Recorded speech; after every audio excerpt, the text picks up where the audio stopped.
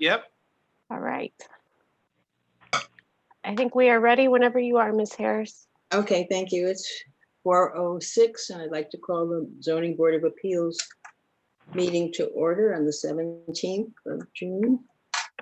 The meeting is being held, is being recorded, and it's being held virtually. So will Mr. Boyle please explain the proceedings of a virtual meeting for us? I will. Thank you, Ms. Harris. This meeting of the City of Bloomington Board of Zoning Appeals is being held with remote participation by board members and the public due to the public health emergency resulting from the COVID-19 pandemic. The meeting is being held in compliance with Public Act 101-0640, which amends the Open Meetings Act to allow public bodies to conduct meetings through remote participation when a disaster declaration has been issued by the governor and when the administrative head of the organization has determined that an in-person meeting is not practical or prudent.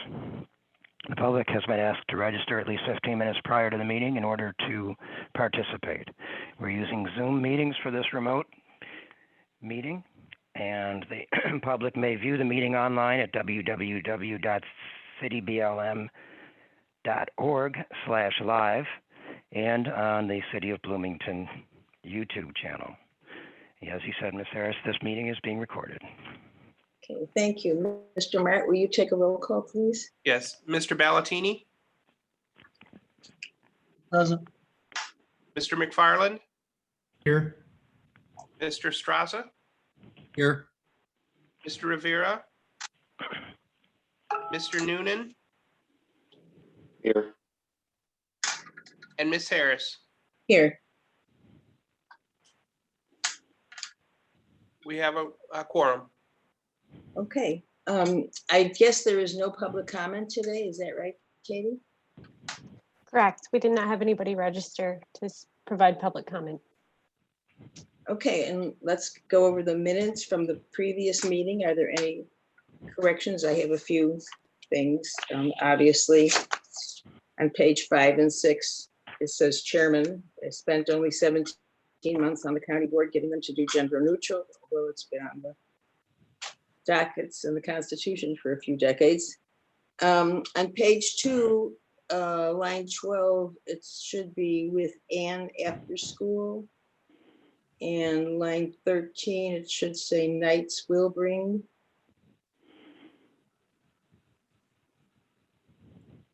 The last paragraph should say had been called into.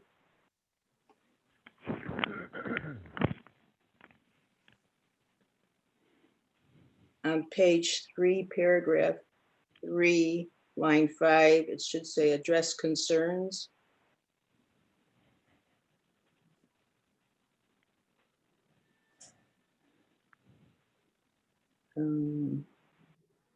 Says chairman on page 5 and 6.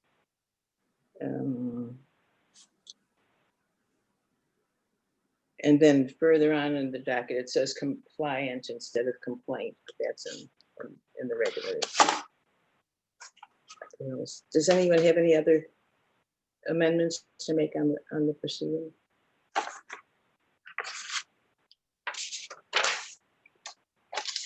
No comments done. Okay, no public comment. Review the minutes.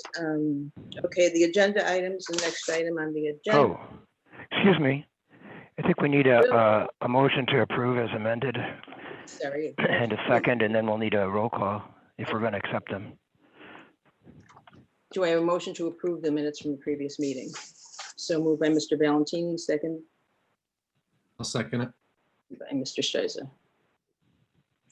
All in favor? Under the, I was going to describe that under the Open Meetings Act amendments that I referred to in my opening statement, there can't be voice votes. There has to be a roll call vote on every item. Okay, I didn't know it would be for the minutes too. Yeah, oh, it's okay. It's new stuff that they just got signed last Friday. So can we have a roll call for the? Mr. Ballatini? Yes. Mr. McFarland? Yes. Mr. Straza? Yes. Mr. Noonan? Yes. and Ms. Harris. Yes.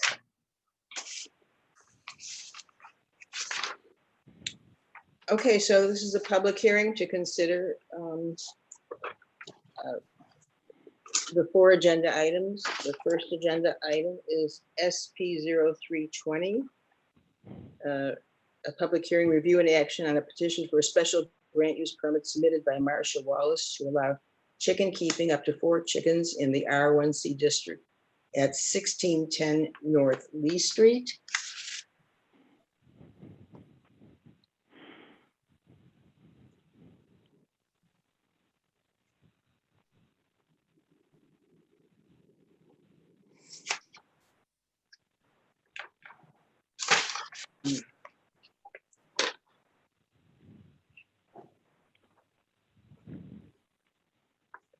Can we have the staff presentation first?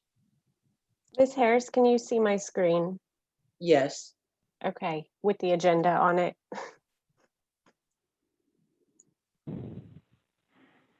Oh. Yeah. Okay. So case SP 03-20 is a public hearing for chicken keeping at 1610 North Lee Street. Staff is recommending in favor of the application. Here are just some photos of the subject property. It's a single family home. The applicant is the tenant who is renting the home. We have received an email from the property owner saying that they're supportive of the tenant's desire to host chickens on this property. The 1610 North Lee Street is about 33 feet wide, but it is a long, deep lot. The pictures are in front of you are the front view and then also just the rear yard of the property. The property abuts railroad tracks, so there's not really any homes behind it that would be impacted, directly behind this property that would be impacted by the chickens. There are homes adjacent to it that kind of have share a backyard or have similar backyards. I'll show you some. Here's an aerial that kind of better shows what I'm talking about. So as you can see, there's the railroad property right behind it. This area is single family homes. Some are owner occupied, some are rented, but it is mostly single family. And then 1610 North Lee Street is highlighted here in orange, and you can see the area in the back, kind of the open backyard behind it. The zoning map, giving you another view of the zoning. The city ordinance, so in March of 2019, on March 11th, 2019, the city adopted a new zoning code that allowed for chickens, and city council went back and forth and had this discussion, should we allow chickens by right, or do we want to treat them with a special use? Ultimately, council landed on allowing chickens with a special use permit because it provides a platform, this public hearing right now, where the neighbors can provide input and share any concerns or ask any questions that they might have regarding the chickens. The other rules that are tied to this chicken keeping ordinance is that if your lot is under an acre, which this lot is, it's under an acre, it's about 4,500 square feet. The most number of chickens that you could have would be 4. You could not have more than 4 chickens. Nobody in the city is allowed to have roosters. No one is allowed to slaughter chickens, so the chickens can only be kept for eggs. The owner or the property owner has to provide the chickens with a covered enclosure, and they have to be kept in that enclosure or kept in a fenced area at all times. So they're not allowed to roam. They're not allowed to wander. That enclosure and that fenced area has to be 10 feet off of the rear and the side lot lines. Excuse me. And then chickens are not allowed in the front yard at all. They have to be in the back, in the rear yard. And then lastly, any food or chicken accessories that might attract pests have to be stored in a place that's not going to create, attract rodents or cause any sort of issues to the neighbors. Those are the parameters that go along with any special use permit. And then, like a special use, if there are some additional conditions that are needed, the zoning board can make a recommendation to city council to add a condition to help mitigate any additional concerns that, a neighbor may have. So here is a kind of an aerial view of the property. Like I said, it's a narrow lot. It's 33 feet wide, but 142 feet long. So it's narrow and deep. The area in red kind of illustrates, if you apply the setbacks, that portion of the backyard where the chickens could go. And then the picture you have is a picture of the rear yard from the sidewalk across the street is where I was standing when we took it, but can kind of see the area where a chicken coop could potentially go. Based on the application that we received and the site plan we received, the information that was given to us, it looks like the standards, those additional criteria that I just spelled out are met. The proposed location is actually 12 feet off of the side and the rear lines, so it exceeds that 10-foot requirement. They are proposing the coop and then a fenced-in area for the chickens to run, but the chickens would not be allowed to roam outside of that fenced-in area. And then here's just a few photos of the surrounding uses. So like I said, it is a single-family neighborhood. The property owner does have neighbors. And then there's other single-family homes in the area. And then, like I said, it abuts a railroad, so there's no houses to the back that could be affected by the chickens. So staff did receive some, how this aligns with the comprehensive plan. The reason why council decided to allow chickens and to allow them with a special use was because our comprehensive plan suggests the need for finding alternatives to food production, sustainable agriculture and community gardens. But not everybody could agree on whether to allow chickens by right. Some people felt like maybe there's certain lots in the city that lend themselves to having chickens because maybe they have more of a rural feel than some of the other lots. So that's why the special use is there, so that way the zoning board can consider, on a case-by-case basis where it might be appropriate to allow chickens and where it might not. We have received some comments, and some of the people who sent emails really had questions more than anything. Some of the questions were, will there be smells? What kind of noise will this create? Will the food be covered? Is the fenced area secure? What kind of predators might this attract? A lot of these questions are answered by some of the regulations in the ordinance, requiring the fencing, requiring the enclosure, requiring that the food is kept up and stored in a secure area. The size of the lot's about 4,500 square feet, but per the ordinance, the property owner would be allowed to have up to 4 chickens, no more than 4. Handling of the waste, that's probably a question that could better be answered by the applicant. Staff's not sure how the applicant intends to use the waste. Some folks might make fertilizer out of it. Other people might have a different plan for getting rid of the waste. So that's a question that staff can't really answer.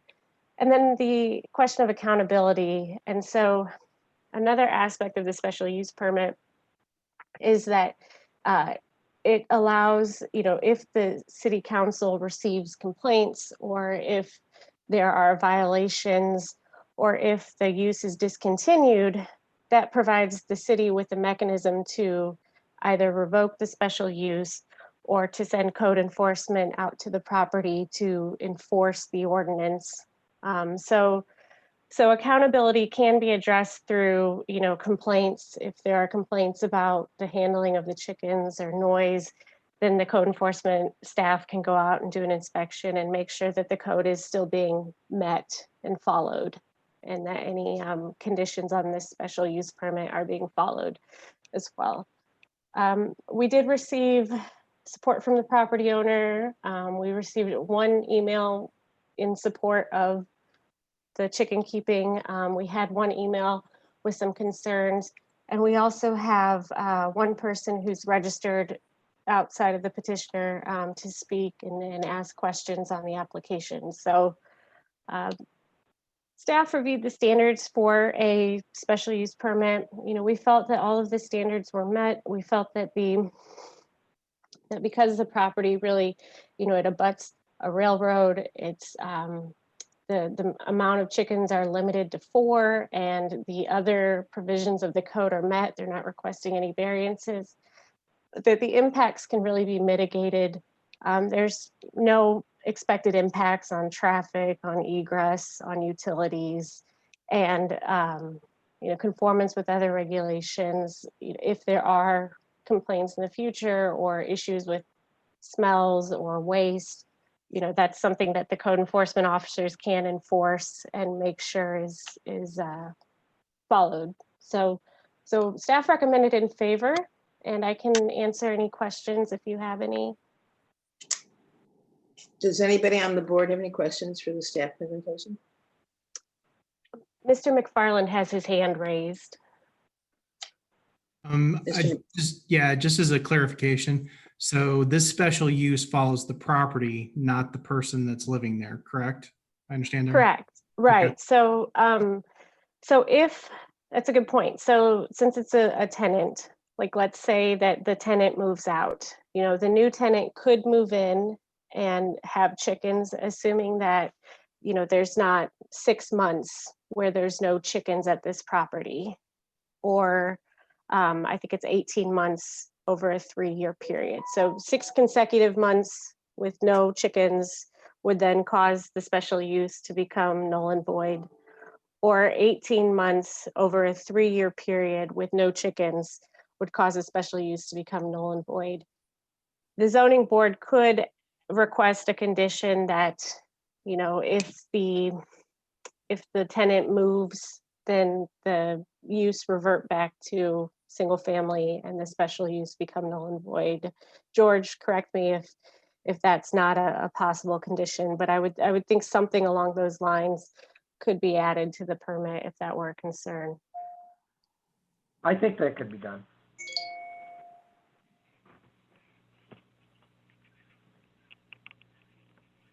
So going on with that premise, this is a rental. Who knows, how long this rental person has subscribed, whether it's, for a year, 2 years, 3 years. So I guess that's concern with keeping up with that question or that comment. And then the second thing is, I know you said there was a pro and a con against the petitioner. Do we know, or is the petitioner going to speak? Do we know if either of these are on either side of this rental house? Because in a rental house, there may be, permanent residents on either side that may have an issue with this. The petitioner is here to speak. Let me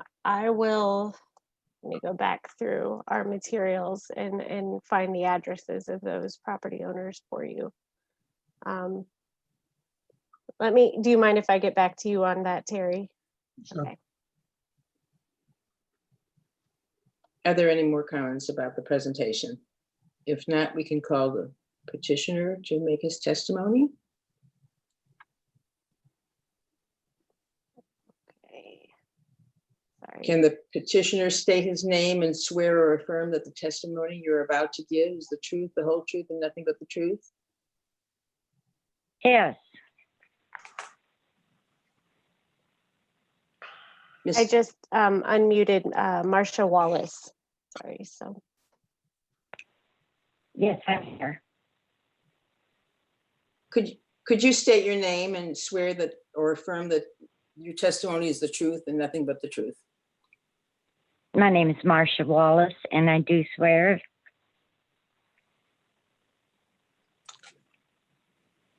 Thank you. And can you tell us about your application? Yes. I'm country girl, and I know how to take care of chickens. And as far as smell, that's really not an issue. I do what's called a deep litter method so that there is no smell. It's a little extensive to go into, and as far as predators, we don't really have too many around here. We do have some. They come around whether there's chickens or not. What I am ready to put together for them would be very predator proof. I don't know. What kind of questions do you have for me? What do you want to know? Well, you did say that there would be no added traffic. Do you expect people to be coming to be buying the eggs? Oh, no. No, there won't be enough for anybody to buy. Okay. The type of chickens that I'm getting, I did a lot of research, and I got the quietest ones that I could possibly get. No rooster, of course. Wouldn't want one anywhere. They're too loud. But the chickens that I want to get are the Americana, and they're very quiet birds. And they stay fairly small. They don't get real big. So the room that they would have would be 20 foot by 15 feet. And what I've done is I split my garden in half, and well, a little more than in half, and gave them the bigger part of it, or would give them the bigger part of it. Okay, thank you. Are there any questions or comments from the board? I do. Marcia, how long have you lived at on Lee Street? I've been here 5 years and don't plan on going anywhere anytime soon. I'm settled in. Do you have like a year lease? Is that how that's structured, year to year? Yes. I've been with my landlord now for 6 years, and she moved me over here to Lee Street from Center Street. So we've been together for a while. Good. Have you discussed this with your neighbors to the north and south of your house? I have, and my landlord actually owns the 2 houses to the south of me, and then Nancy Smitgall lives next door north of me. And so far, I have talked to all of them about it, and no one has expressed any disdain or any problem with it. Are there any more questions or comments from the board?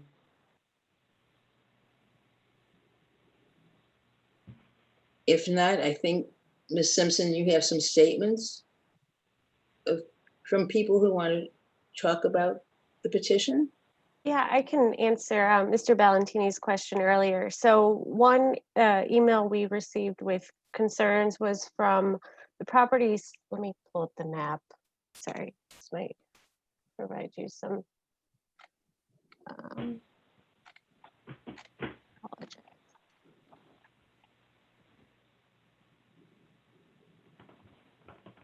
Can you see the map, Terry? Yes. Okay, so we received email and support from the property across the street, and then we received an email with some concerns from the property. This is actually south, and there's an alley that divides Miss Wallace's property, or the space Miss Wallace is renting. And then these are the other 2 homes she was referring to in her testimony. And then we received an email from the property down here, south of that. What were their concerns? Concerns about the number of chickens, concerns about sorry.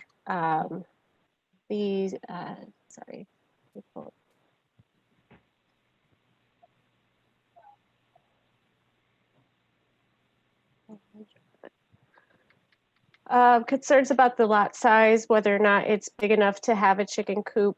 How many animals would be allowed at this property? You know, the resident has dogs and cats already. How many additional animals would be allowed? The city allows 3 animals, well, 3 dogs and cats, so 3 animals collectively. And then these chickens, the 4 chickens would be allowed in addition to those animals. Concerns about the amount of predators it might attract: possums, foxes, groundhogs, other animals that could come with the chickens.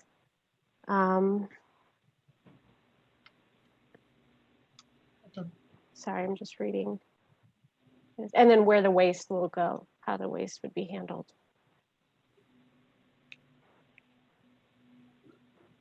Did she address how the waste is gonna, I think she did, didn't she? Yes, Other- she did. And may I ask, do you expect that cats or dogs will react loudly to the chickens? Is that for me? Yes, please. Yes. My dog's been around chickens all of his life, actually. He goes to farms with me when I work.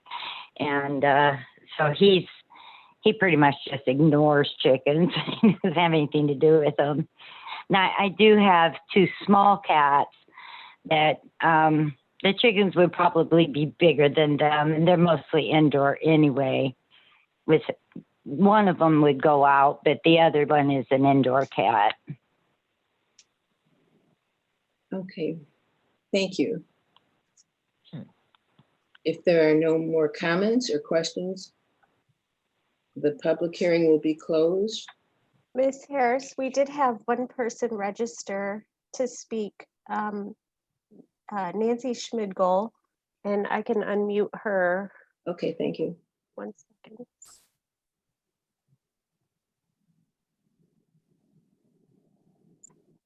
So Nancy should be on the call now.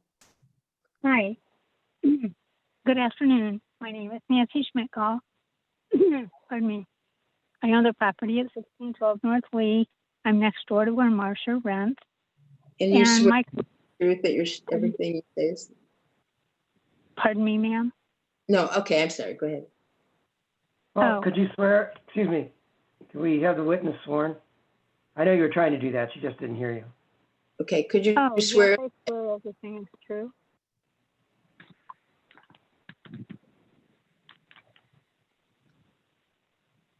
Is this Ms. Schmidgall speaking? Yes, I'm Nancy. Okay, could you swear that your testimony is the truth? Yes, my testimony is the truth. Thank you. Please. You're welcome.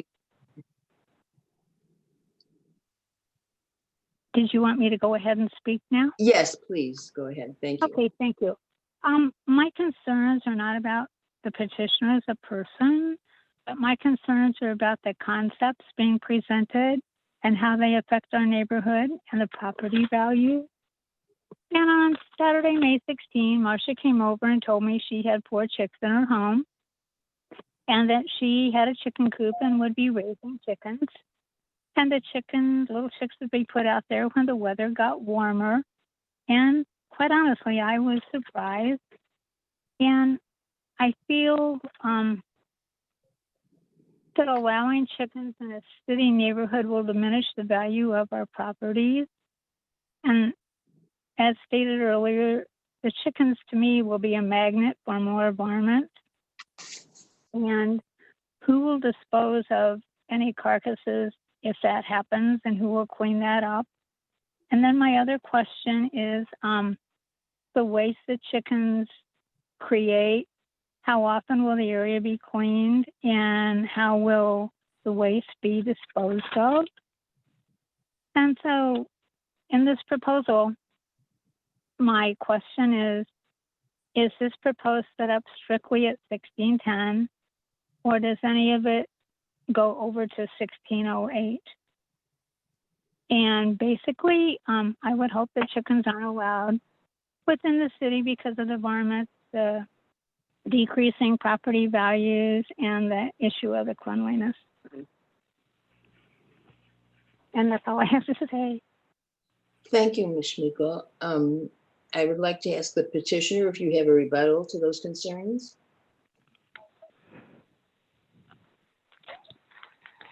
Well, I do not.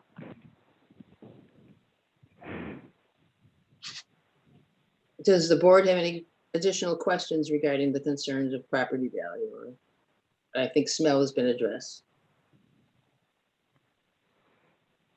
I didn't catch, Ms. Schmigel, what's your address again on Lee Street? 1612. Oh, So you're 1612. you're 2 doors away? I'm right next door north. In answer to your question, this is George Boyle. It will not. It would not. It goes to the property, so it would not go to 1608.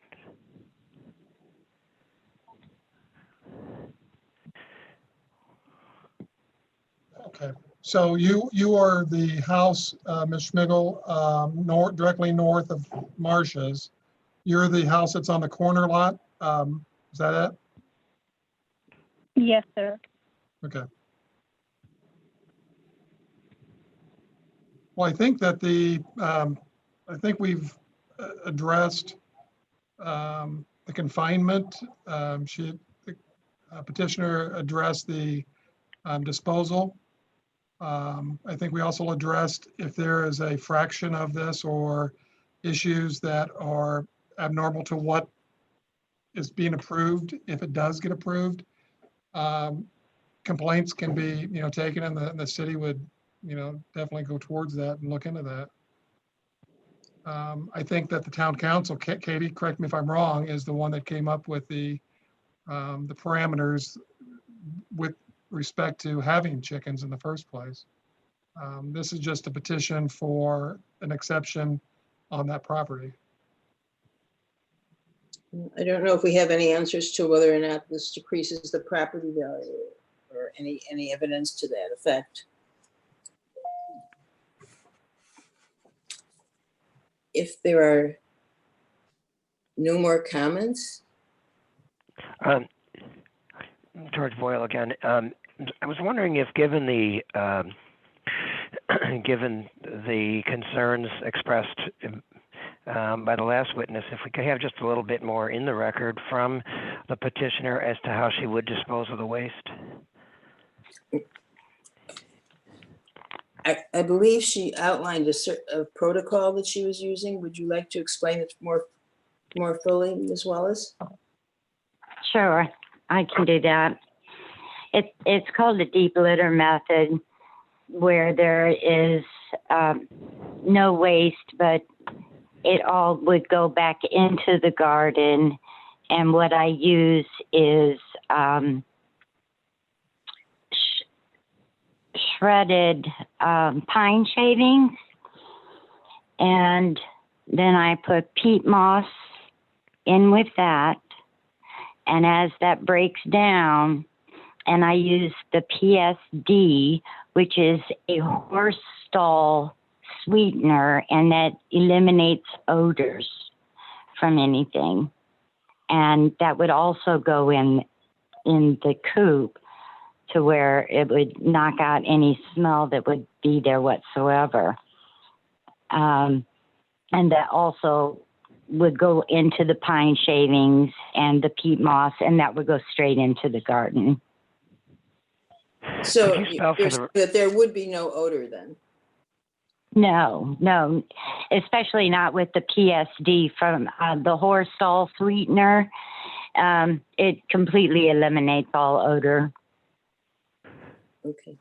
Well, Marcia, what would you do with the carcass? Either a dead chicken or, a fox? Well,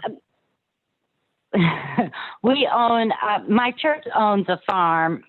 my brother's a pastor, and I have buried poor animals out. It's out in the country, and that's where I would take him. I'd take him out there and I would bury them. So you would take responsibility for yourself and for the animals that. Oh, yes. Oh, yes. Are there any more comments or questions? I don't know, just for the sake of the minutes, could you spell the method? Do you know how to spell the method that you would be using? I didn't quite catch. Yes, it's called the deep litter method. The initials okay. would be DLM, and it's easily looked up on Google. It's used quite extensively, especially for chickens. Okay. Thank you. Sure. Okay. I would like to close the public hearing now and go through the findings of fact, please.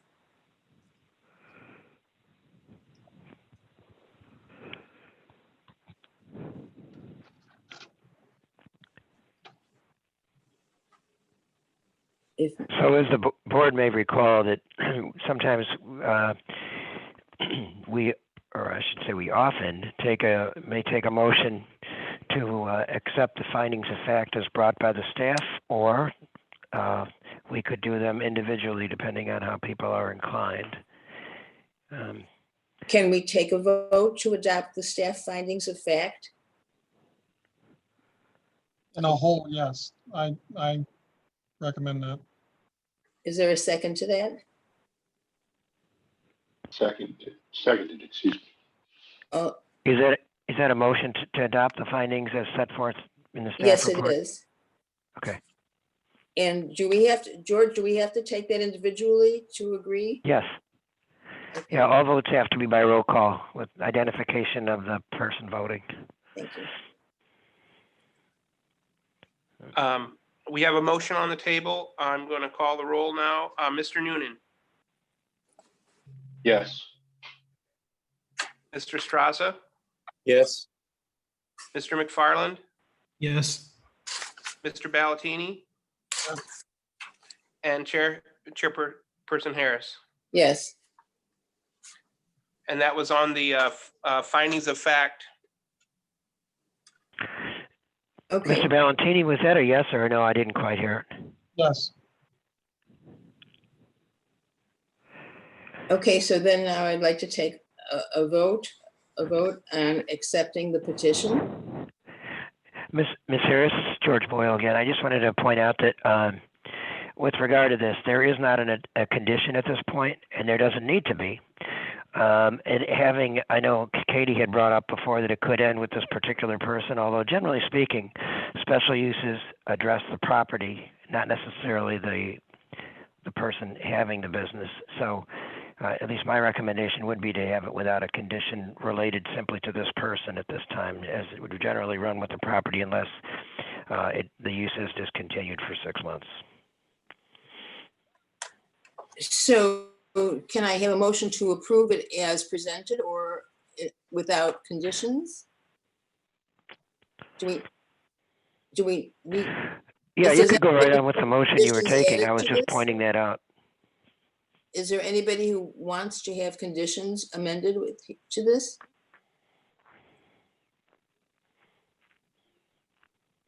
If not, then then the motion is approved. How about a vote on the specific special use, if we could do that? And I need a motion and a second on approval of the, Petition. Yeah. Yeah. I know it seems redundant to folks, but the findings of fact are one thing, and the petition that's based on the finding of facts is another in the way Right. that our ordinances are written. well, I move that we accept the special use as written and accepted. Is there a second? I'll second. was that Mr. Noonan? Yes. Okay.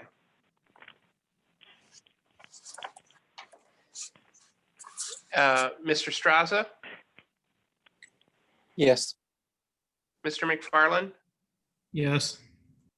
Mr. Ballatini, Yes. Mr. Noonan, Yes. and Chairperson Harris. Yes. That motion passed. Okay, thank you. We'll move on to the next motion. Agenda item 5BZ0720. The applicant is applied for a building permit for a porch framing.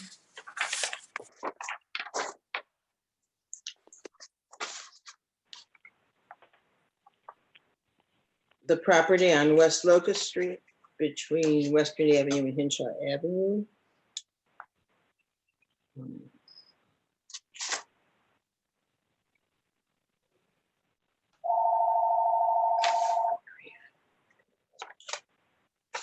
Can we have a staff presentation?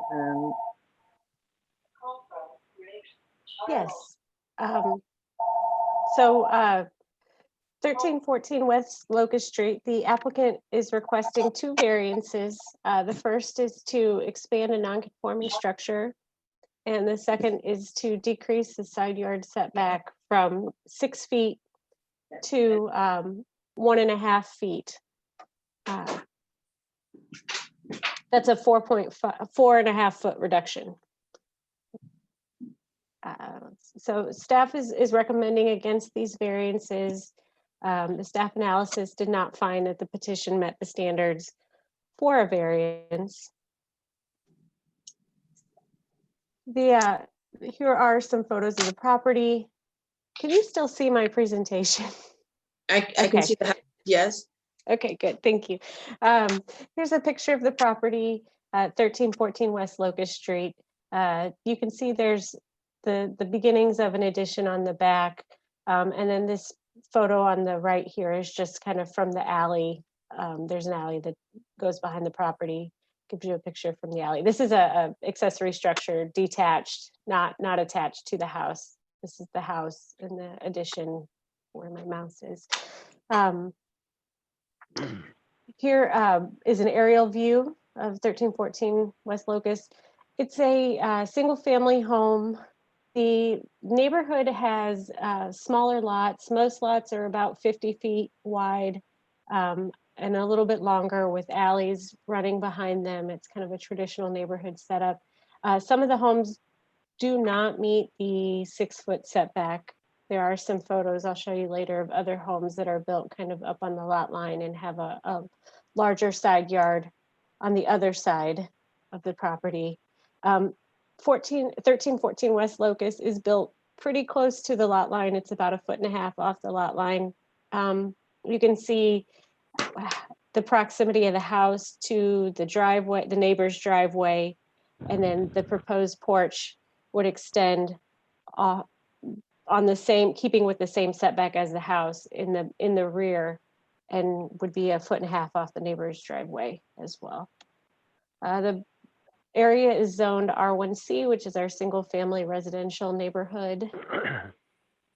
So per the zoning ordinance, the ordinance allows open porches, open meaning that maybe it has a roof and it's attached to the house, but the rest of the walls are, air can pass through them. They might be screened in, but they're not solid walls. And open porches are not allowed in the side yard. They are only allowed in the rear yard. Based on the pictures and some of the inspections that have happened by code enforcement, it looks like this is actually kind of enclosed, and the porch would actually be like a room addition and not technically an open porch. So a room addition is allowed in the side. Well, it has to meet the 6 foot side yard setback, which is where the variance is coming in. And so here are just some diagrams from the ordinance showing you what the setbacks, where the side yard setback is, where the rear yard setback, front yard setback. And then also Division 11 of the zoning ordinance addresses non-conforming structures. The idea of the ordinance is that if a structure was built prior to adoption of the ordinance, it's considered legal nonconforming. It's allowed to exist, but the goal would then be to not, if it were destroyed, to not allow a new structure to not meet the ordinance, to require that new structures or new additions comply with the ordinance, to try to bring those things into conformance over time with the zoning ordinance setbacks and standards. Another picture of the aerial of the house with the lot. I've highlighted where the side yard setbacks and the rear yard setbacks would be. The yellow indicates where the house is. The buildable area behind the house is fair game. This is a deep lot. You could extend in the back without encroaching into the side yard. The proposed porch, which is the site plan provided by the applicant, is shown on the right side of the screen. You can see that the applicant intends to keep with the same setback of the house, which would encroach into that 6-foot side yard setback. Like I mentioned, or like you could see from the photos, construction's already started on this. The city received a call and one of our inspectors went out and saw that construction had started. I think there was some confusion. The applicant had applied for a permit, but the permit had not been issued yet. So there is some work that has already been done. You can see that the roof has been put on and there's been some framing. If the zoning board decides to approve the variance, there are our building safety division needs additional information regarding the construction type to make sure that it's made out of the correct material, that it meets our fireproofing systems. They'll need some more information regarding any sort of HVAC or electrical work that might be done. So the purpose behind the 6-foot side yard setback, the reason why the ordinance has that is to try to create adequate separation between structures to allow for adequate lighting, airflow, ventilation. It also helps if there's a fire, if each house has 6 feet, that's 12 feet between the structures. So if there was a fire, that's not necessarily going to spread as quickly. So putting the building closer to the lot line can impact the neighbors, because that can then determine where they can put their buildings on their property, because there is a setback for building code, or if you choose to locate it closer, outside of that 10-foot fire separation setback, then maybe the structure might have to have a different fire classification, like the systems used, the ratings, the type of materials might have to be of a higher quality to make it more fire retardant. And clearly I'm not a builder, so so it's not really my expertise, but that is one of the reasons why the setbacks exist, is to allow for adequate light and airflow, and then also to take into consideration life safety. As I mentioned, though, the neighborhood has some homes that do not meet that 6-foot setback. These are a few photos of those. There's also pictures of the surrounding properties, just some more homes in the neighborhood, mostly single family, workmen's cottages. So staff looked at the standards for a variance. The subject property, it is more narrow than some of the other lots in the neighborhood. But the porch is a new addition. It could have been offset. Staff is unaware of any reason why it has to be built right next to the 18 feet off the lot line. There's could have been potential to move it over 6 feet and comply with the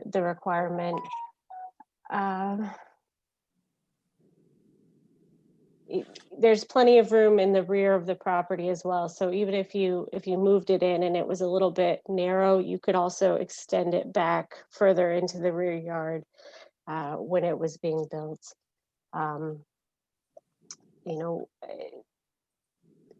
Looking at the application, it seems like there's no real physical hardship with the property. The need for the variance appears to be related to the design proposed by the applicant. It could impact the neighbors and their ability to build next to that structure. It could also create shadows onto their property. But there are other homes in the neighborhood that have this that don't meet the 6-foot setback. Regardless though, since the ordinance is written in which case all of these standards for a variance need to be met, staff found that while a few of them may be met, not all of them are met. And so that is why we recommended against the variance. I can answer any questions you might have. Thank you. Katie, I have a question. Maybe coming up later with the petitioner, but the petitioner claims that he was given text approval to start building this. What is the status of that? Where did the approval come from? So right now, no permits have been issued. And so, I don't know if there was miscommunication somewhere, but the actual approval from the city takes the form of a building permit. Okay. And Bob, if you have anything you want to add, you can. Yeah, it's my understanding that an application had been applied, or a building permit application had been filed and had been reviewed, but not yet approved. And through a series of texts and not clearly identifying the property, a building inspector indicated that they could move forward on the project, but there was some misunderstanding on which project it was, project property they were dealing with. And subsequently, they commenced construction without the proper permits being issued, and commenced construction without securing proper inspections as the construction had commenced. So once we understood that the construction had commenced, we put a stop work order on the project, and the applicant came in for the variance request. Okay, thank you. Are there any more questions or comments from the board? Katie, could you show me an overview again of the entire property? And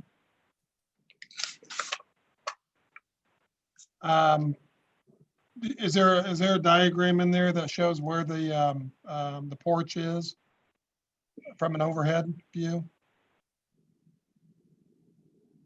I don't have, so we have this overhead, which is from Google, and the porch has not been added yet, but I have the site plan. It kind of shows you. That's what I was kind of like looking. Yeah, so the porch is 8 feet back from the house here. That it's 8 by 30 is the diagram, the addition. Thank you. Are there any more comments or questions about the staff presentation?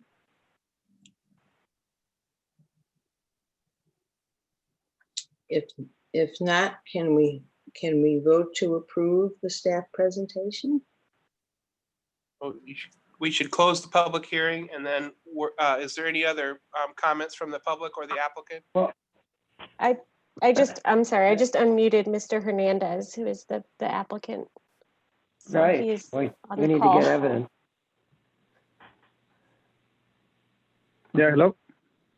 Ms. Harris, would you swear in Mr. Hernandez, the witness? Yes. I just swear. Would you I'm sorry. that everything you're saying will be the truth? Yes. Yeah. I have someone here with me that I can explain better, a little bit better. I don't know if you guys allow me to do that. Yes, certainly. The person will have to swear in. That's fine. My name is William Gregory. Your name is what? I'm sorry.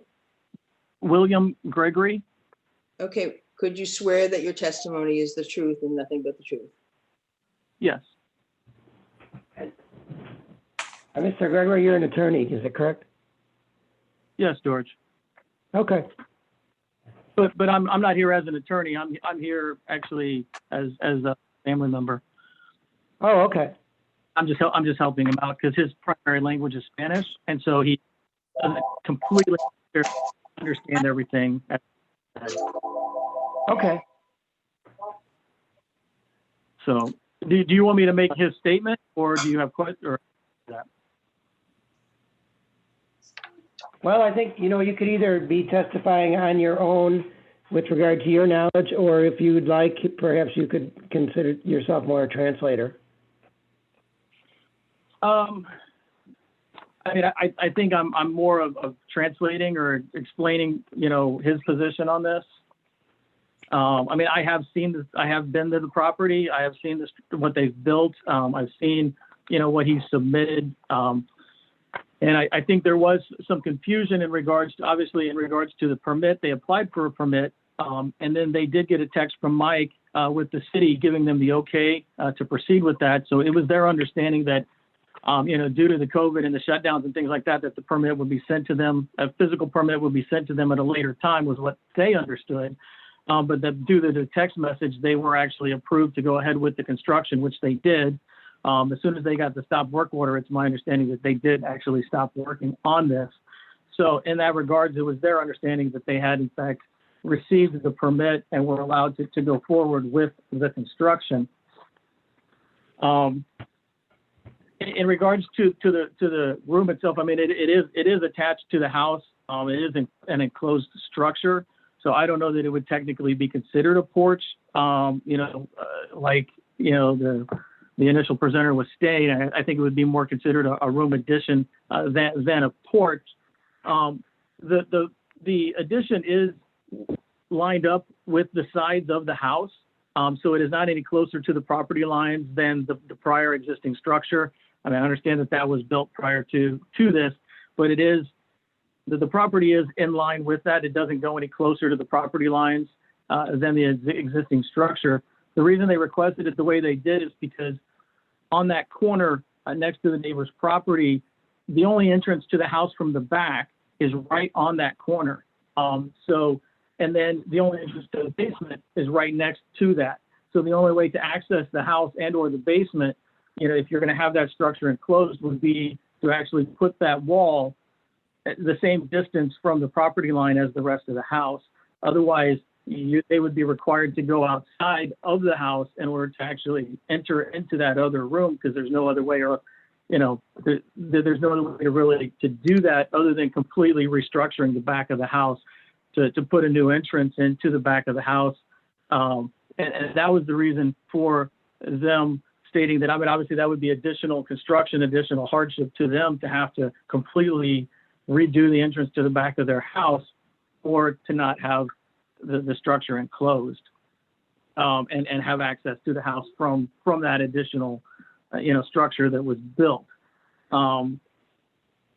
In regards to the findings of fact that are on what the city presented, I know that there were 5 things that I believe Ms. Simpson presented in regards to stating that 4 of those 5 things were not met, but that the one was. In regards to the fire, he's absolutely willing to comply with any requirements in regards to, making sure that the room is fireproof, or that the proper, if he needs to put more, additional drywall, or use specific materials in order to prevent the fire from spreading or things like that. He's absolutely willing to comply with any of those requirements and any of those requests from the city. In regards to the width of the lot, that's, I guess, he doesn't consider that to be an issue, because he's not building the additional room any wider than the actual house that was there as well. So it is the same distance from there.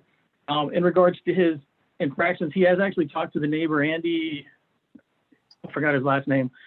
He didn't give us anything in writing, but I don't know if he's presented anything to you, but he's indicated to Mr. Hernandez that he had no objection to the addition being built onto the house.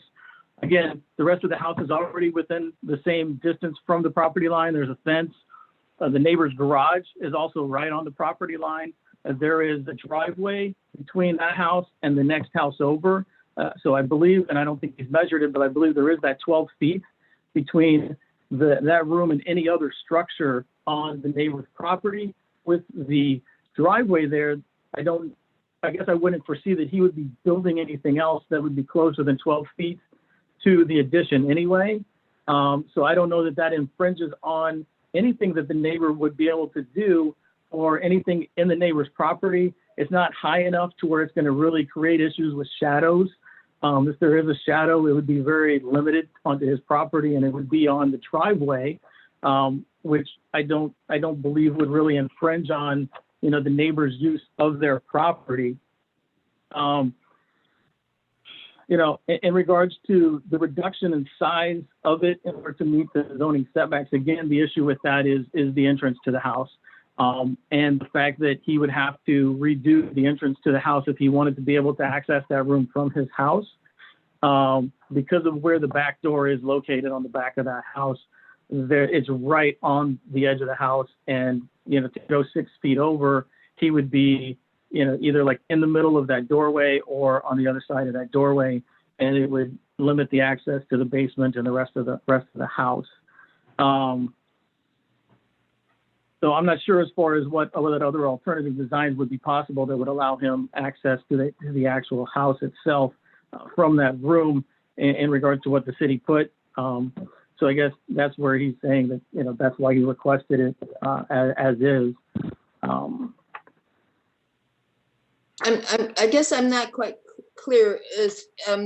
We're talking, he's asking for a porch and it's actually a room, and the room is adjacent or attached. So can we see the picture again, Ms. Simpson? Yeah, the permit application talks about porch, but this is clearly not a porch. Right. And so I'm not sure, is this attached to the house? Why? So there would be two entrances to the porch, which is not a porch, which is a room, and then another entrance inside the porch to the house? No, well, there would be an entrance. Is there an entrance going out to the backyard? Okay, so there would be an entrance from that room to the backyard. There would be a door going out to the backyard, but there's already an existing door there on the back of the house that would provide access to that room from the rest of the house.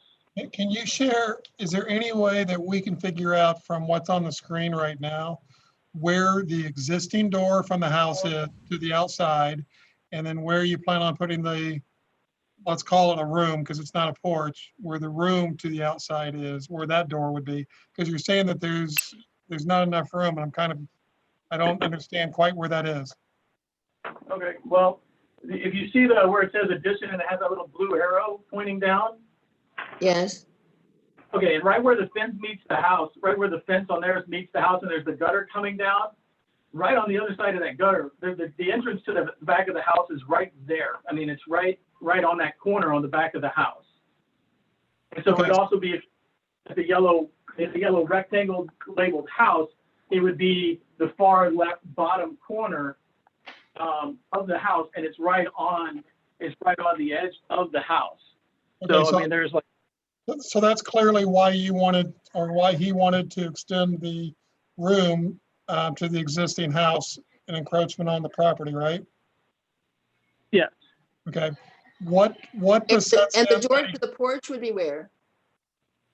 The door to the porch would be a little bit farther over. I mean, basically, it wouldn't be completely a straight shot out, out the back of the house and out the back of that addition. But it's over a couple feet. I mean, I don't have an exact measurement as to how many feet. Oh, wait, do you have a door on the other? Oh, wait, no, I take that back. I'm sorry. He showed me a picture.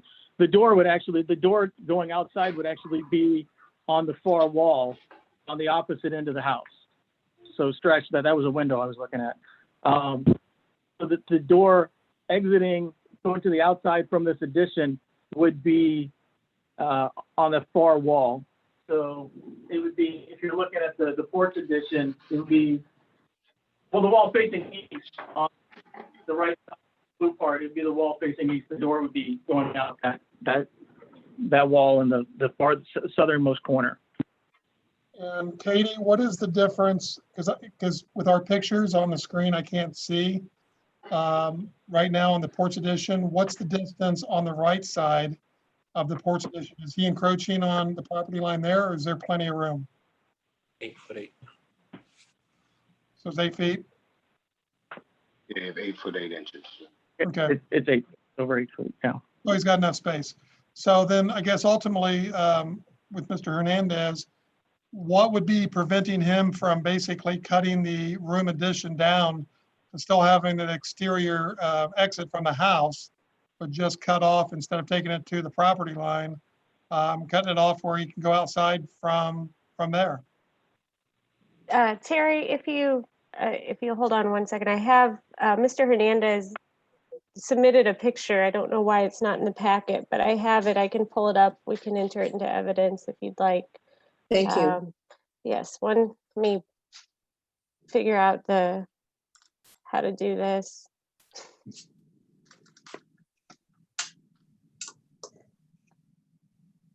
So you should be able to see here, Okay. this is the back side of the, Okay. and so George, what we're looking at is a photo of the rear of the house, of the addition, from inside the property that shows the door that the applicant was talking about. We'll enter it into the packet and label it Exhibit 1. If I'm So looking, the door goes to the backyard. It's not on the side at all. right, but the door from the house to this attachment looks like it's, looks like it's to the right and actually not to the left of that outside door. Actually, as I'm talking, he's explaining to me, actually, there are 2 doors. So that what I thought was a window is a door. So, but when you're looking at this, the door to go into the house itself is farther over to the left. It's like right on the edge of the house. It's not that far over from, from the property line or from the edge of the house. I mean, what he put in there is just 2 feet farther over to the right than the entrance to the house itself. So was the intent of this at always has been to be an additional room versus a porch? Was this always meant to be a room addition? Well,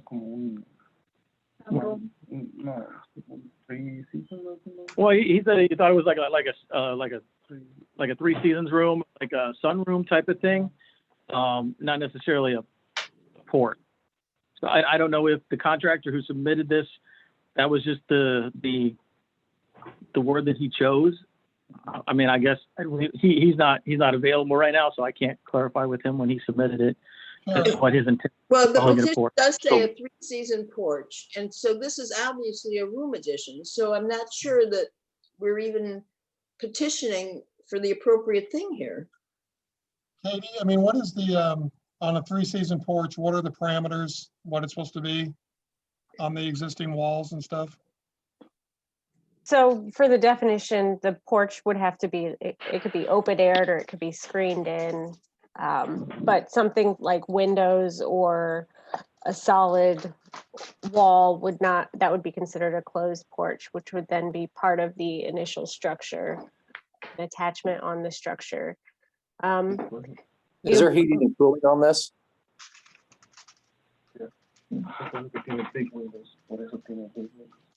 Okay. I'm sorry, was there a question? I had a question. Is there heating and cooling in this addition? There's no heater cooling? No, there is not.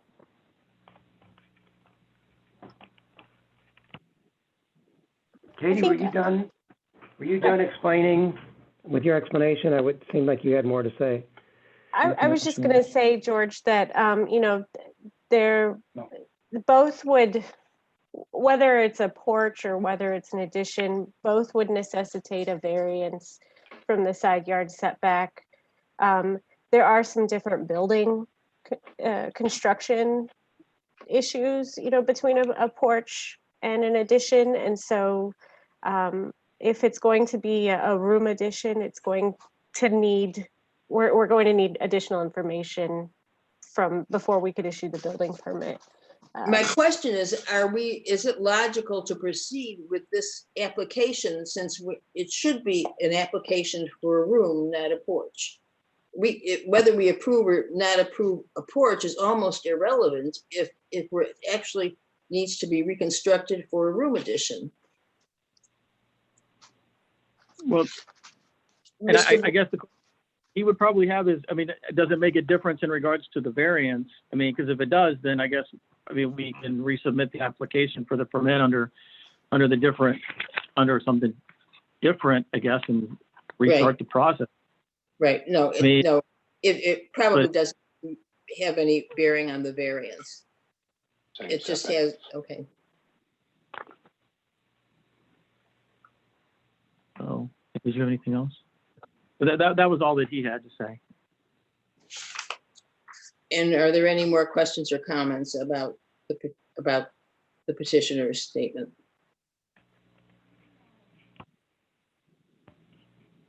Yeah, I just have a quick question on it. So looking at this, it looks like it's a slab construction, which wouldn't meet the footing standards for an actual portion of the building. So was the slab there beforehand, or am I looking at that incorrectly? Just trying to understand a little bit more. You mean the slab underneath the addition? Under the structure, was that done for this, or was that there previous? So basically you're adding the roof and everything on top of something that was already existing. Yeah, everything for the addition was put on there. The house existed and everything for the house, but the room itself, it was just the backyard. So the slab was put in for this addition? Slab was put in, yes. Thank you.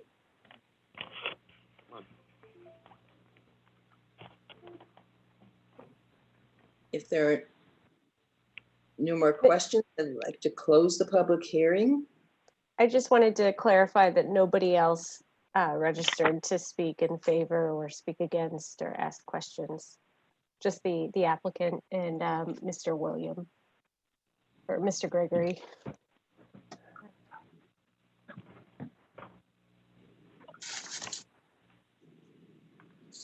Can we go now to the findings of fact?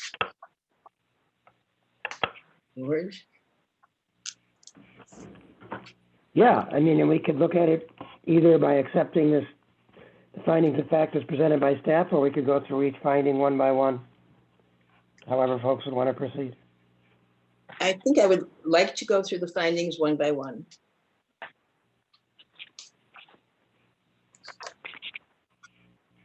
You're the chairperson. You could do that either with a motion or by just, conducting the meeting that way. You may want to. I would like to proceed one by one with the findings of fact. I'll second. Take a roll call then, since we've got a motion. Mr. Noonan? Yes. And just for clarity, this is so that you're voting on the finding of facts on the individual criteria for granting a variance. Yes. So, yes.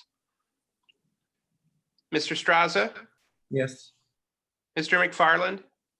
Yes. Mr. Ballatini? Yes. And Ms. Harris? Yes.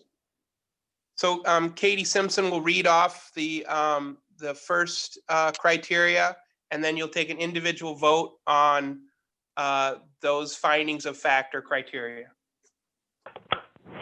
And I would point out that with regard to the standards for variance, they all need to be met in order for the variance to be awarded.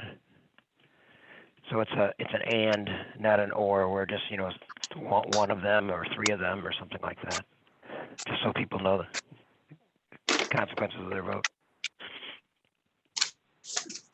So the first Okay. standard is that the property has physical characteristics that make strict adherence to the ordinance difficult. And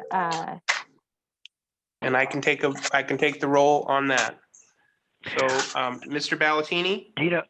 Do we know if sorry. is there going to be any discussion? I'm just wondering if we have Sorry. a discussion about from the board. I guess there can be discussion as we go along to the standards, right? As we proceed. so would you like, this is just I guess a question for the chair, Chairperson Harris, how would you like us to proceed? Do you want us to vote on the standard and then, or would you like discussion and then a vote? I would like to discuss the standard and then vote, see if there's a discussion on each standard. Okay, so the first standard is that the property has physical characteristics that pose unreasonable challenges which make strict adherence to the code difficult. Is there any discussion on that before Mr. Mart calls the roll for a vote? Or discussion on the fact that it was not met. Okay.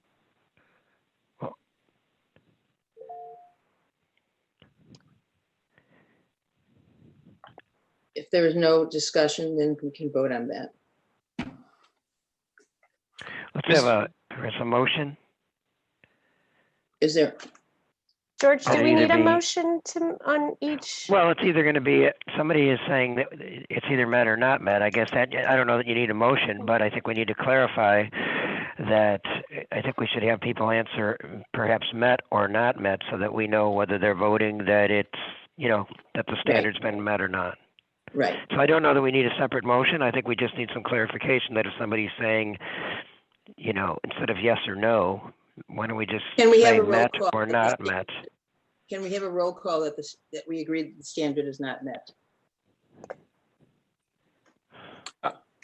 So the motion on the table is that the standard is not met for the first criteria. Is there a second on that? Second. And that was Mr. McFarland. And for criteria number 1, the motion is that the criteria is not met. And Mr. Ballatini? Not met. Mr. McFarland? Not met. Mr. Straza? Not met. Mr. Noonan? Not met. And Ms. Harris? Not met. Okay. Okay, the second criterion. So the second criteria is that the variance would be the minimum action necessary to afford relief to the applicant. A positive vote would be that the variance is met, and a negative vote or a not met vote would be that the standard is not met. Can we have a roll call on whether or not we agree that the standard is not met? Mr. Ballatini? Not met. Mr. McFarland? Not met. Mr. Straza? Not met. Mr. Noonan? Not met. And Chairperson Harris? Not met. The third standard is that the special conditions and circumstances were not created by any action of the applicant. Are there any comments about that? I just have a problem with the fact that the applicant thinks that he was approved. That's a little problematic to me, but I don't have any suggestions about proceeding because of that question. So if there are no more questions or comments, can we have a vote? I'm going to move it up a little bit. Mr. Noonan? Not. Mr. Straza? Not met. Mr. McFarland? Not met. Mr. Ballatini? Not met. And Chairperson Harris? Not met. Was that first vote not met? Yes. Mr. Noonan? Okay. Yes. All right, thank you. The fourth standard is that granting the variation request will not give the applicant any special privileges that are denied to others by the code. Are there any comments about that standard? If not, can we have a roll call? Mix it up again. Mr. Straza, And we're disagreeing that it is standard was met on this one? Is that what we're doing? So Yeah. a vote, yeah. Yeah, it'd be helpful, I think, if you say met or not met, so that Okay. it's clear what your position is. I say met. We're going to agree. and Mr. McFarland, Met. Mr. Ballatini, Met. Mr. Noonan, Met. and Chairperson Harris. Met. The final standard is that granting the variance will not be detrimental to the public welfare, alter the essential character of the neighborhood, nor unreasonably impair the use of development of adjoining properties. If there are no comments, can we vote on whether or not the standard is not met? Mr. Ballatini, Not met. Mr. McFarland, Not met. Mr. Straza, Not met. Mr. Noonan, Not met. and Chairperson Harris. Not met. Since it requires a unanimous vote on standards, it seems like the application is denied. That's correct, but I would say with regard to our ordinance, though, we do a formal vote on the petition. Although you're correct that 3 of the standards aren't met, the petition would be denied. And George, would we require a motion and a second on that final action? Yes.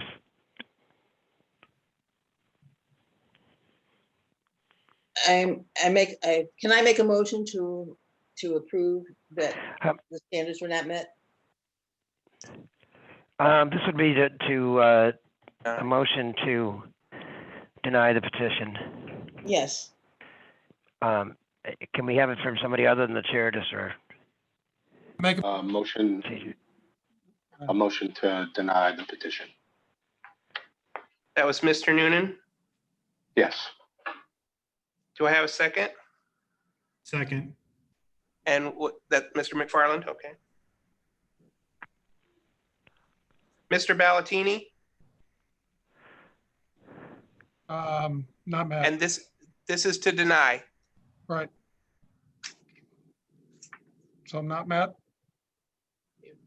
This is the motion was to deny the petition because many of the criteria were not met. So a positive vote would be to deny, Okay. and a no vote would be to approve, or Okay. to not deny. Double negative. Yeah, it's a double. Yeah, it's definitely. So yes. Yes. Okay, Mr. McFarland, Yes. and again, this is to deny. Mr. Straza, Yes. Mr. Noonan, Yes. and Chairperson Harris. Yes. Now to the applicant, George, the applicant has a right to appeal. Well, we've had 5, right? So I think it's fewer than 5 is the right to appeal. Is that correct, Katie? That's right. So the appeal process would be through the Illinois Court. Administrative Appeals Act. And Right, the Illinois Administrative Appeals Court. Mr. Gregory, if you're interested in that, or I mean, if the applicant is, I could be contacted, or I'm sure you're aware of what it is. we will be, staff's going to send a notice of the decision within 7 days of this hearing to the applicant, and it will explain the appeals process and any rights to an appeal.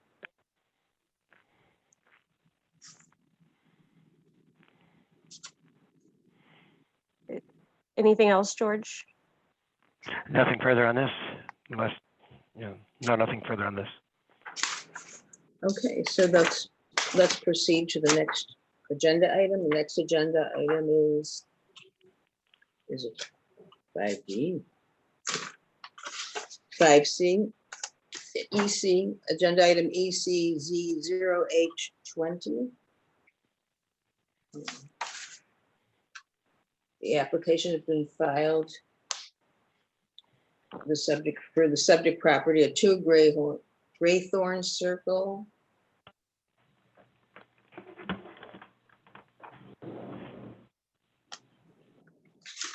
And let's see.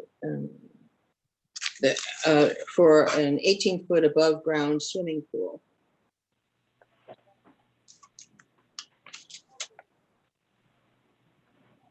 Can the staff make their presentation about this? Thank you, Chairperson Harris. The applicant is requesting a reduction in the 10-foot separation requirement between the pool and the principal structure. Staff is recommending in favor of the separation of a 3-foot reduction. Here are some photos of the property at 2 Graythorn Circle. The picture on the left is the front view. Picture on the right is the backyard. It's actually a little misleading. This fence here belongs to the neighbor to the east. This fence over here belongs to the applicant. So it's the angle. I realized that after I took it, the angle is a little misleading, but the backyard is this area. You can see my mouse there, and the property is the house with the attached porch and the open porch there on the back of the house. And so the roof attachment is considered part of the principal structure. So the request is to put a pool 7 feet away from that roof attachment. That's kind of the context that we're talking about here. This is an aerial view of 2 Graythorn Circle. It's a corner lot located on the east side of Bloomington.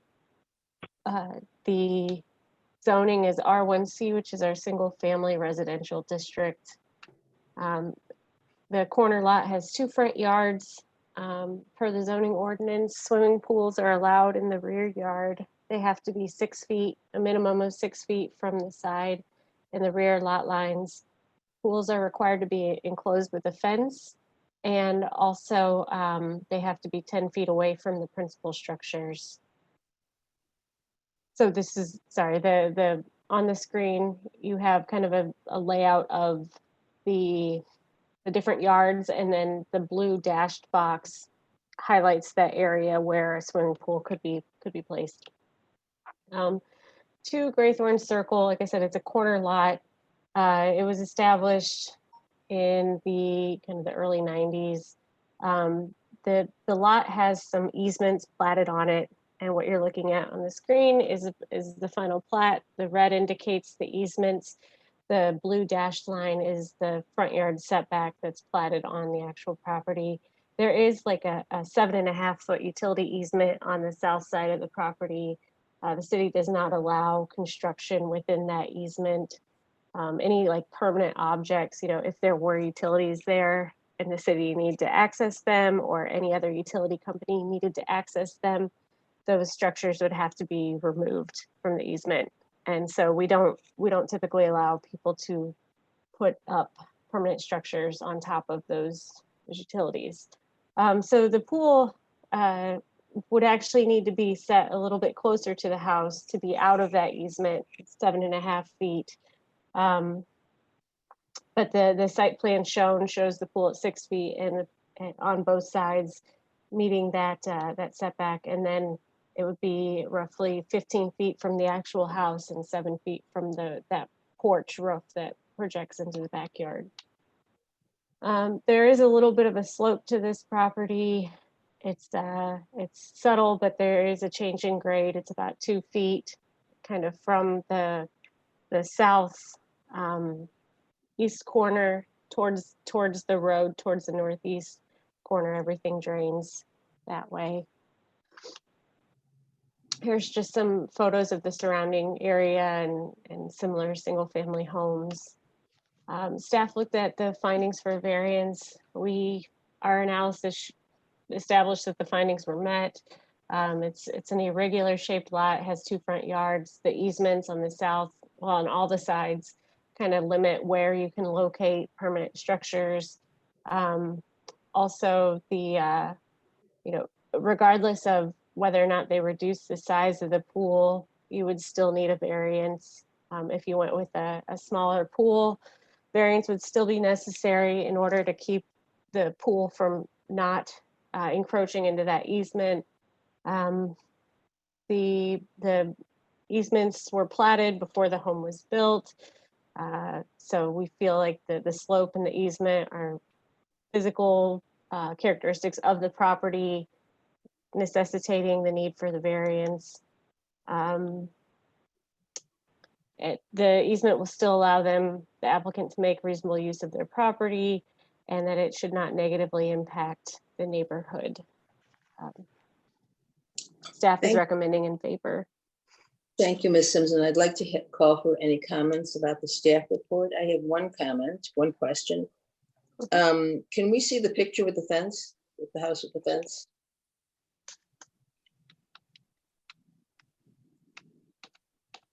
That one? Yeah, there is a height requirement for pools. Is the height requirement met with that fence?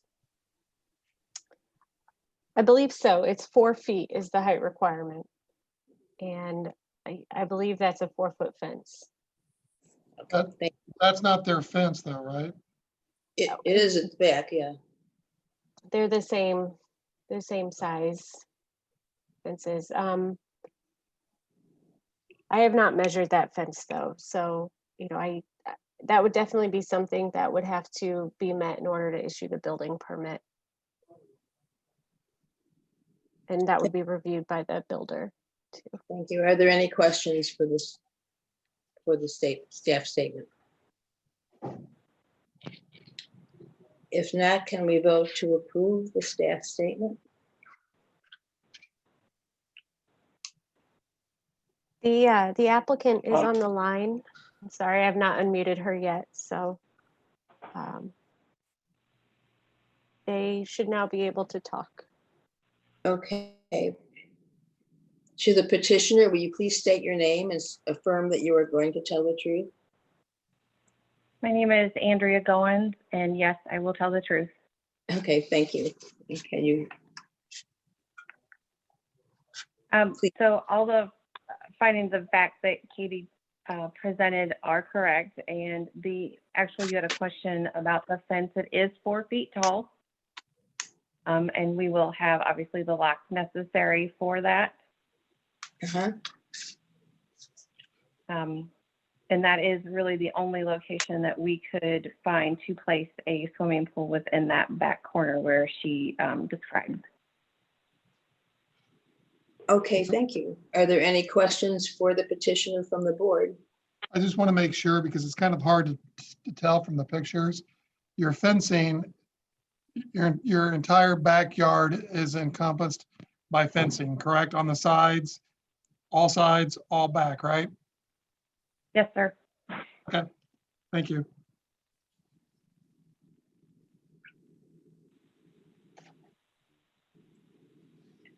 Are there any other questions of the petitioner? If not, are there any statements from other persons speaking on behalf of the petitioner? No one besides the petitioner registered to speak on this item. And that includes opposed to it as well, right, Katie? Right, and I'm sorry, we did not receive any emails either. No comments, no emails, nobody signed up to speak in favor or against. Then I would declare that the public hearing is closed and we can go on to a vote of the findings of fact. So I make a motion that we accept the findings of fact in whole. I'll second.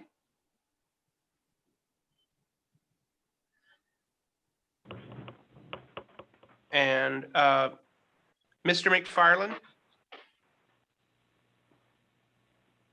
Yes. Mr. Straza, Yes. Mr. Noonan, Yes.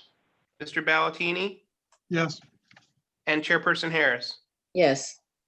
Okay. So the findings of fact have been met, so I would like to have a vote on the application with a roll call vote. I have a motion to accept the staff recommendations in whole. Second. The approving the petition for a variance. Yes, sir. Approving the petition for the variance. Okay, Mr. Noonan, Yes. Mr. Straza, Yes. Mr. McFarland, Yes. Mr. Ballatini, Yes. and Chairperson Harris. Yes. Okay, agenda item Z0820 has been approved.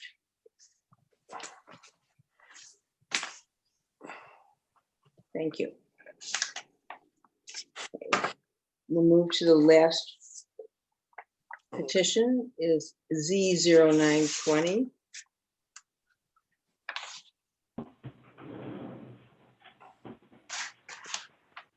The property owner has asked for an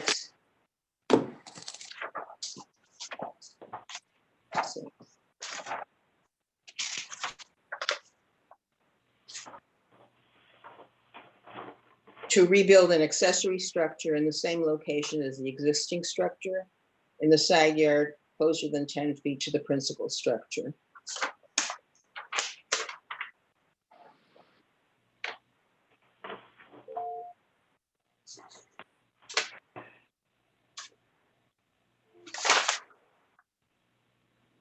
And that's in the address. At 1210 South Mason Street.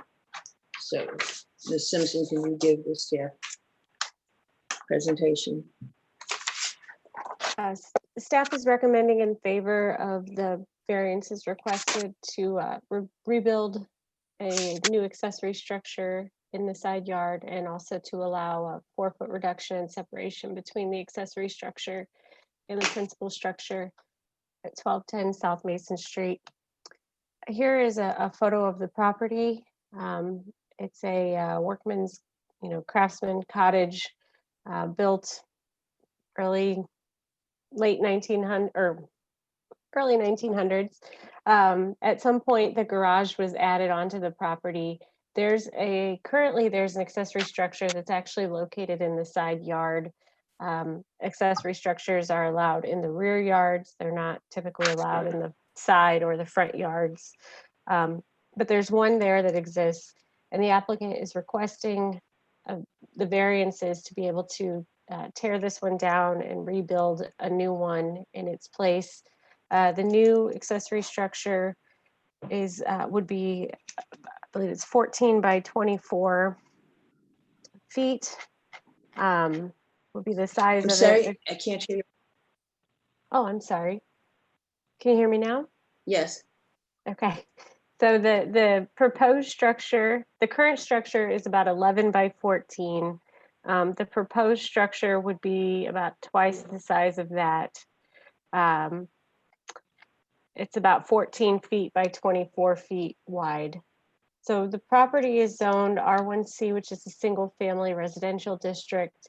On the screen are it's an aerial view of the property, but just kind of from two different angles, help you see that. So in the picture on the left is looking north. The picture on the right is looking, right at the property, and you can see the existing accessory structure here, which would be replaced with the new structure. Additionally, the accessory structure guidelines limit the size of the structure that can be built. So it's the lesser of the following. The structure can either be 1/3 of the size of the rear yard, 1,000 square feet, or the size of the principal structure, whichever one of those is less. In this case, the accessory structure, the amount that's allowed is 1/3 the size of the rear yard, and that comes out to be about 500 square feet. So what is being proposed is less than that, is less than the 500 square feet of accessory structure building that this property owner would be allowed. Here's just some more photos. The property has staff looked at this and we determined that it has a few different characteristics that make meeting this strict requirements of the code difficult. The rear yard is only 23 feet wide. If you were to apply the 10-foot separation requirement and the 3-foot lot line separation between the structure and the lot line, it actually limits pretty significantly the size of outbuilding or size of accessory structure that the property owner could build. And also the location is limited. Either way, they would most likely need a variance to be able to build a building that is proposed. Here's another diagram of that. So you can see this area back here is where you could potentially put an accessory structure. But this being the only space that is buildable really limits the size of the building and the usefulness of the building. Whereas other properties can accommodate a larger building and the property owner is technically allowed a little bit more building than what could fit back here if you applied the code very strictly. So, looking at that, it looks like there are some physical challenges. Locating the building in the side lot also helps add space. A lot of this hardship in the rear was created when this garage was added on to the home, which typically isn't built with an attached garage like that. The photo on the left here is just the site plan that the applicant provided, and you can see the separation between the garage and the existing structure is about 6 feet, and the applicant would like to build the new garage with the 6-foot separation, and they've proposed, meeting the building code requirements for fire separation that would be needed to do that. Here are some photos of other just surrounding properties and other accessory structures, similar surrounding properties. So looking at the physical characteristics of the property, it looks like there are some challenges actually to the layout of the area. It has a little bit of a change of slope, about a 4-foot change between the rear and the front of the property. The attached garage, which was attached sometime prior to 1970, it makes it very difficult and limits the space in the back of the property. And then the rear yard is less than what we would require now. So now we would require at least 25 feet. His house was built with a 23-foot rear yard, so it also limits the size of an actual structure that could go there when you apply the code. Looking at that, it seems that a variance would be needed regardless of where the shed was located. I guess the owner could consider reducing the size of the shed or trying to attach it to the house. The owner or the applicant might be able to provide more information as to why that is or isn't an option. So that one you could play around, I guess, with it as an attachment on the single car garage. There's still room to expand into the side yard. The staff determined that the variance, there's physical characteristics with the property, and those were not created by the applicant. There are other homes that have sheds that are less than 10 feet from the principal structure in the neighborhood. And there are also other homes that have sheds or garages kind of in the side yard or that encroach into the side yard. And then, it seems like what's proposed is going to be very similar to what's there, and should not deviate and significantly change the neighborhood character. So we felt that all of the standards were met, and staff was recommending in favor of the requested variances. Can answer any questions. Can we vote to approve, have a roll call vote to approve the staff presentation? Is there anyone else on this, Katie? I just unmuted the applicant, Mr. Gray. So he should be able to provide testimony. Okay. Mr. Gray, could you please state your name and swear that your statement will be the truth and nothing but the truth? Richard Gray. I swear to tell the truth and nothing but the truth. Thank you. Can we have your testimony? Do you want me to discuss what I'm going to do here or want to do? I want to take out, you notice in the pictures, there's a cyclone fence going north and south and east and west. I want to take those two fences out, take away the new or the old shed, which is really deteriorated. I think inside the shed, there's a date written, 1966, and I don't think anyone's done any work on it since then, so it needs to go away. But the reason I want a larger shed is I've been into motorcycles since, for 52 years. I have one motorcycle and I have one 1932 truck I'd like to store in that shed.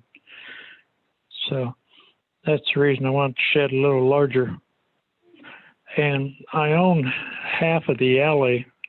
On the north side of my property, there used to be an alley, and I own half, and the property owner to the north owns half. And it won't affect his property any. My new shed would come up to where the cyclone fence is being removed. So it wouldn't create any shadows because the house is taller than what the shed will be. It's on the south side. Okay, thank you, Mr. Gray. Are there any questions for the petitioner from the board?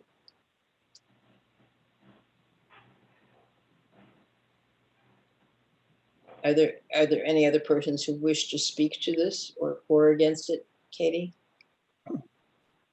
No one outside of Mr. Gray registered to speak on the item, either in favor or against. And we also did not receive any emails. I've got a question for Mr. Gray, if it's possible. Yeah. Mr. Gray, is there, would there be any possibility of you attaching it to the existing structure of the garage? No. Allowing us not to worry about the variance? No, the reason being is the ground level to the north of the existing garage is a foot higher. There's a sidewalk around my garage and across the back of my house, and it's all a foot lower than the grass level. It actually has a concrete curb, rounded curb all the way around that part of my yard to hold the soil back. So there wouldn't be any possibilities of ever wanting to attach, whether I was living here or someone else. There'd be no way of attaching it because of the different elevations. Thank you. Thank you, Mr. Gray. Can we have a voice vote to approve the presentation? I think what you may want to do now is close the public hearing and see if there's any discussion.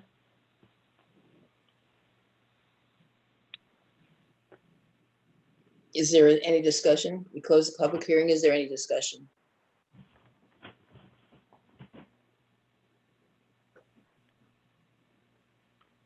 How about a motion? A motion on the findings of fact? I'll set a motion to accept the findings of fact. Is this as there's expressed in the staff report? Yes, sir. Second. And the sec, oh, Mr. Noonan, yes. Mr. Strasser, Yes. Mr. McFarland, Yes. Mr. Ballatini, Yes. Mr. Noonan, Yes. and Ms. Harris. Yes. Findings of fact are approved. Can we call for a motion to approve the application? I put forth a motion to approve. Is there a second? Seconded. And I didn't see who seconded, I'm sorry. Seconded. Tyler Noonan. Okay, Noonan, thank you. Mhm. Mr. Ballatini, Yes. Mr. McFarland, Yes. Mr. Strasser, Yes. Mr. Noonan, Yes. and Chairperson Harris. Yes. Motion is approved. All the regular agenda items have been processed now, so I will ask if there are any new business. Excuse me, at least I may have an old copy of the agenda. I have one more item. Is that still on, Katie?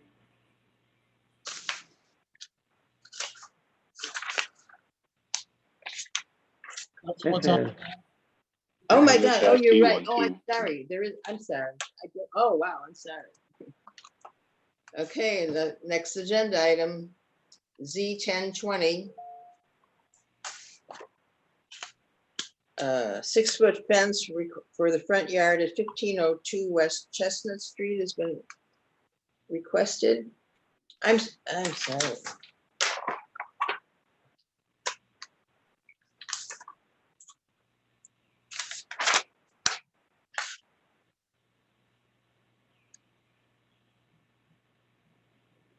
The subject property is located on southwest corner of Chestnut and Hinshaw. Could the staff please give their presentation? Yes, this is the last item on the agenda. So the petitioner is requesting to be allowed to install a 6-foot fence in the front yard. The ordinance dictates a maximum fence height in the front yard of 4 feet. And so it's a 2-foot increase. Staff did not find that all the standards were met, and so we are recommending against the variance request. The property is 1502 West Chestnut Street. It is a corner lot. It has 2 front yards. There are some photos here of the property. You can see it.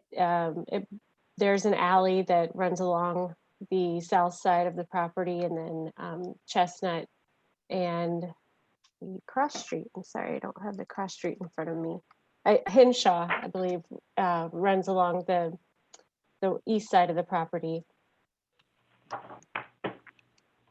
Here's an aerial view of that. So you can see Hinshaw here, Chestnut. It's across the street from a city-owned park. There are other single-family homes in the neighborhood.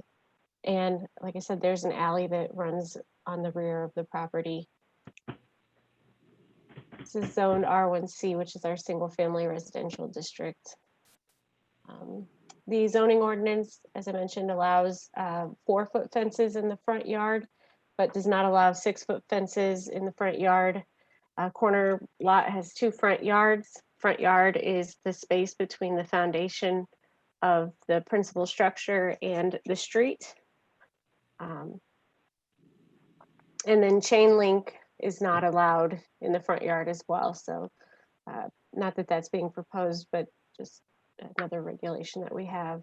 And then of course, the board's familiar, the attractive side of the fence needs to be facing the public street. So here is the site plan that was included with the application showing the location of the fence. To the north here is Chestnut Street, and Hinshaw runs along the east side of the property. the fence would project out from the house, go along the sidewalk, break for the driveway, and then continue along the sidewalk to the rear of the property and enclose the entire area. Here's just kind of a street view of the property, and then we were able to put together a sketch in SketchUp of where, if this is the lot line and this is Hinshaw, kind of standing at the corner of Chestnut, what that would look like as proposed. There are some alternatives that are allowed by the ordinance. So the property owner could, without needing a variance, could put a 4-foot fence in that front yard setback, and then have it transition to 6 feet. So you can see this from the SketchUp model here. The property owner could also look at having a 6-foot fence outside of that front yard setback in the rear of the house. Being that, it's not projecting out in front of the foundation of the home. So there are some alternatives that could meet the ordinance without needing a variance. These are just some of the surrounding uses. Like I said, there's a church, or sorry, there's a park across the street. There are other single-family homes. This part of town kind of developed prior to adoption of the ordinance, so there are some commercial structures as well, which for the majority have been converted to single-family homes.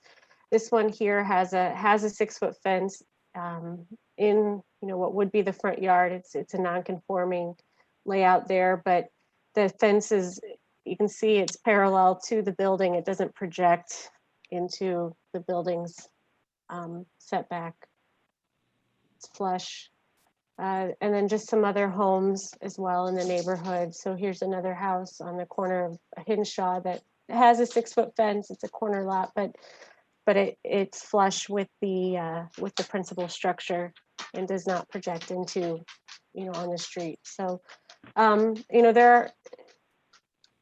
we see this request frequently with the to allow the fence to project out.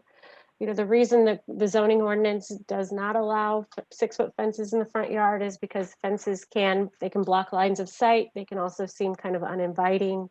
The fence is a barrier to keep things in as well as keep things out. And so with the front yard and the front being a public space, the 4-foot fence really allows you to kind of interact with people in the public realm from your property and they to you. So that's part of the reason why the ordinance does not allow 6-foot fences in front of the homes.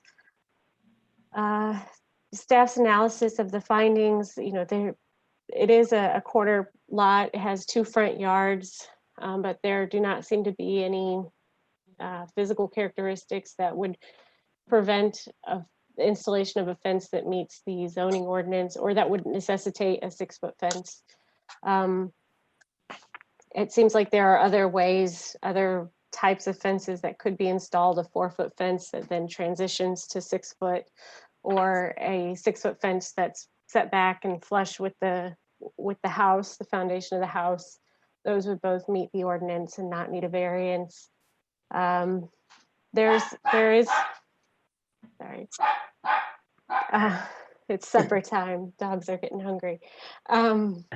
There is no there's no fence right now, so they're installing something new.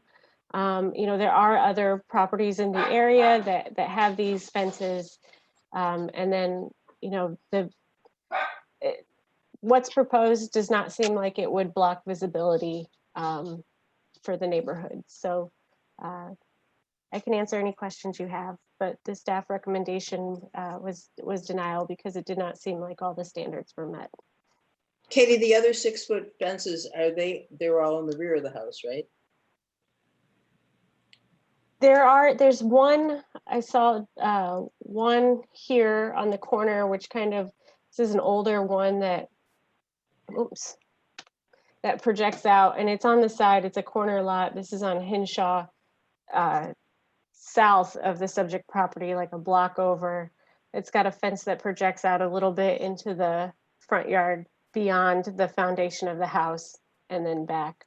But all the other ones that I saw nearby were flush with the front, with the foundation of the principal structure and not projecting into the front yard.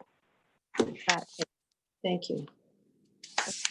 And Katie, do you have any idea when that one right there, you're on your screen, was actually put in?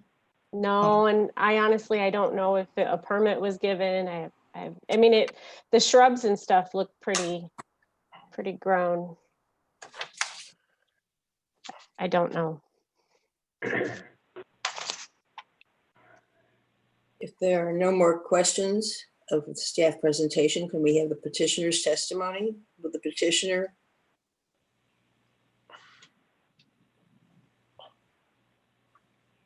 state your name, your address, and swear to tell the truth, the whole truth, nothing but the truth? Sorry, Mr. Ambergy is unmuted. I'm actually a Mrs. I'm sorry. That's okay. My name is Bobby Ambergy, and I live at 1502 West Chestnut Street in Bloomington. And I do swear to tell the truth. Thank you. And can you just add please give us your statement. So we are asking for a variance so that way we can fence in the side of the yard along with the backyard. The fence would not go past the front porch. We have a special needs daughter who is just extremely friendly. She's autistic and she wanders. And I mean, if somebody would come up and say, hey, you know, I've got some candy, she would just jump in the car with them.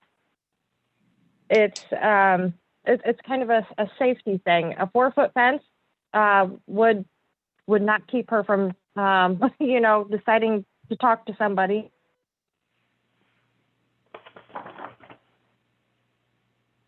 The privacy fence on the east side go up to where the front porch is, and then, but not past the front of the house.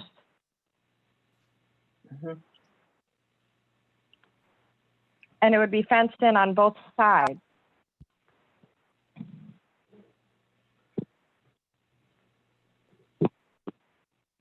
Does anybody have any questions? Or, I mean, our house is a Habitat home and we've worked really hard to build it. We did not get to decide where the driveway was, which definitely has made our lot a little difficult to decide how to fence it in, because we wanted our you know, we need to figure out how to get it fenced in with the driveway being where it's at.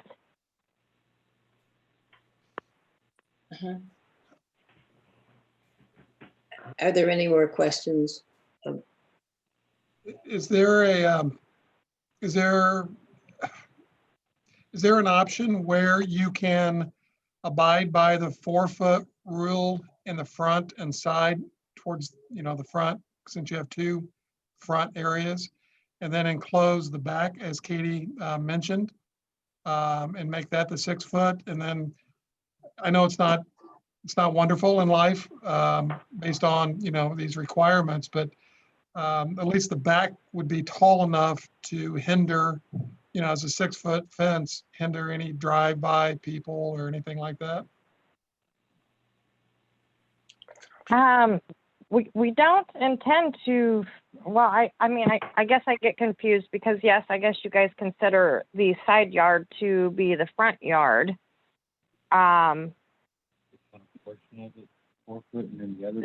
you're saying the front piece of it to be, you want half of it to be 4 foot and then the rest to be 6 foot? Yeah, Katie, can you, on this diagram, can you show her what requirements are for the 4 foot on the front, and then where she could take it to the back to make it larger?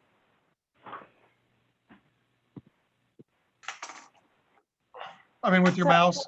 Yeah, no. Yes, so are you able to see my screen?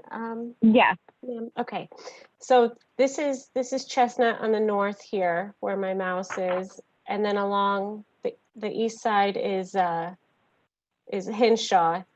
So anything that's in the green here would be the front yard. So you could do 4 feet projecting, from your house here where my mouse is, along the front, and then down along Hinshaw, and then stop at your driveway or put a gate for your driveway if you wanted, and then continue with 4 foot to the back until you get to probably about where your shed is or where your trampoline is, where the carport is, and then 6 foot the rest of the property.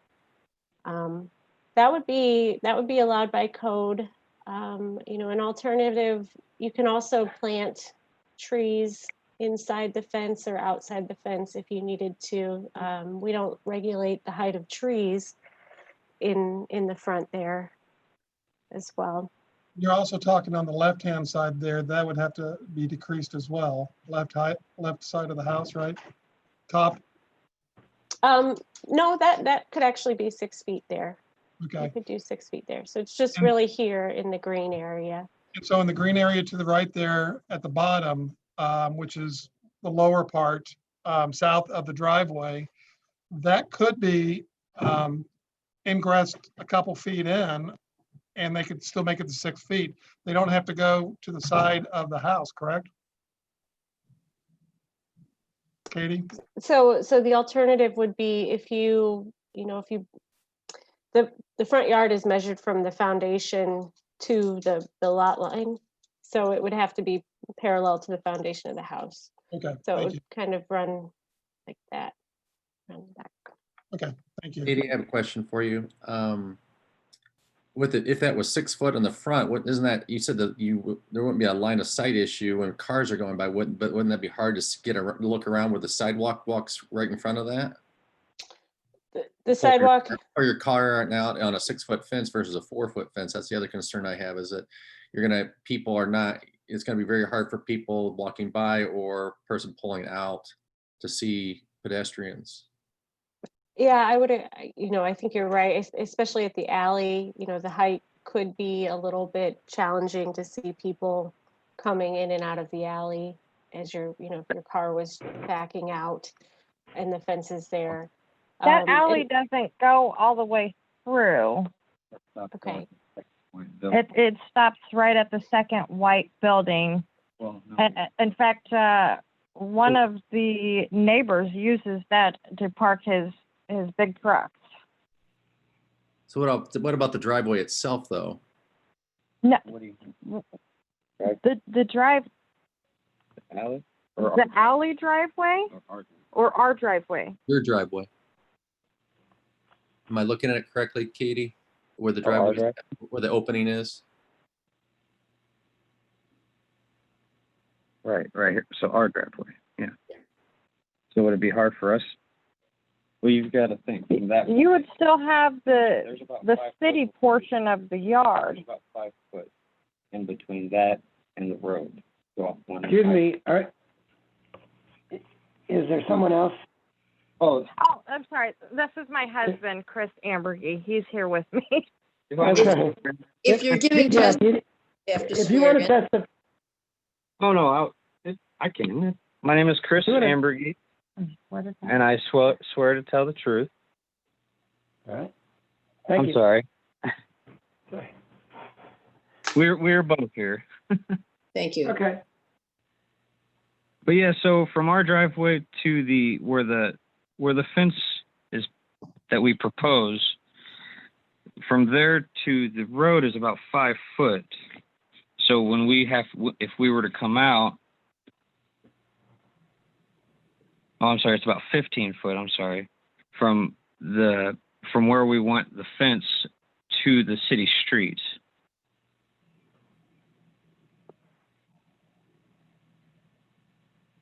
Katie, where's that at?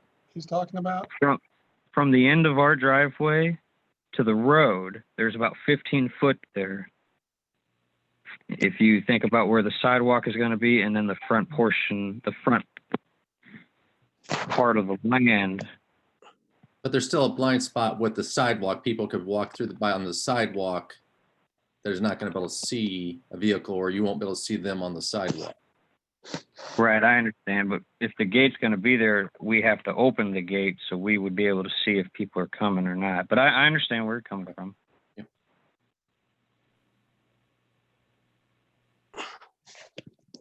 Okay, are there any other questions or comments? Well, I guess the ultimate, since this is, you're asking for the variation on this, and, it can be a problem because of the things that we've highlighted or that the city's highlighted. Is there not a way to go with conforming as what Katie kind of showed? Is that an option? We just really would like to have the privacy of a 6-foot fence all the way around. But if you had a 6-foot fence, which shows you on this set, on the left side from the structure of the house, the front, all the way back, and then, parallel to the other side of the house, it's not as large, of course, but it would be private, and it could be the 6-foot fence. So you're saying to put it across where? So you see where the white part is? You see your house, the blue house, right? The blue part. Yeah. And so everything that's white would have a 6-foot fence, more or less, except for the front of your garage, of course. And then everything in the green, more or less to the right, would not have a fence. So you've got everything that's still 6-foot fenced, more or less to the left. Up until the green. And then the green is a 4-foot. That's what they're saying. But due to our daughter, and we also have a dog as well, our daughter in particular, though, I mean, she's almost ran out into the road, and she tries to talk to people that she doesn't know. I mean, this poses a danger to her to have a 4-foot fence at any part of this. Well, I understand, but you've got 6 foot where she could play side of the house, behind the garage, and all the way back to the back, fence. It would be enclosed at 6 foot and private. Could be private. Yeah, if you went along that red dotted line to like the edge of the garage, just Okay, inside so of you're that, saying you'd be able to do 6 feet. You'd be able to do 6 feet, given the setback there. You could do a 6-foot fence. It would just shrink the area in which you're capable of doing it, and that should, would hopefully negate some of the worry about having, your daughter having access to that front area where you would only be allowed to do a 4-foot fence. Can I ask who is speaking there? Tyler Newton. Oh, okay. And you could still put a 4-foot fence around the other area in green, for the dog, perhaps, to give the dog some space. And, because I've had kids and I've had dogs, and you don't necessarily want the child stepping in things. So that could, kind of give a dimensional there.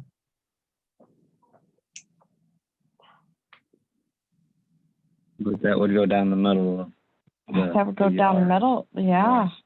That's going to I don't really think shrink the yard exponentially. Mm-hmm.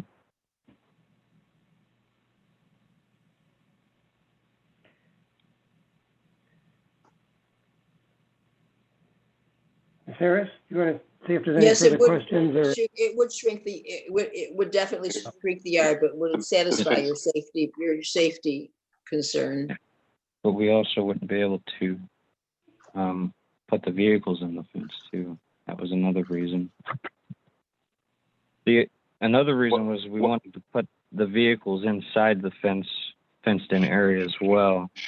Sure. No. There's nothing that says that you can't put a 4-foot fence. You could run a 6-foot fence at that line, given the setback, and then run a 4-foot fence around the sides, and that would give the privacy for the vehicles and still gives you the compliance with the zone.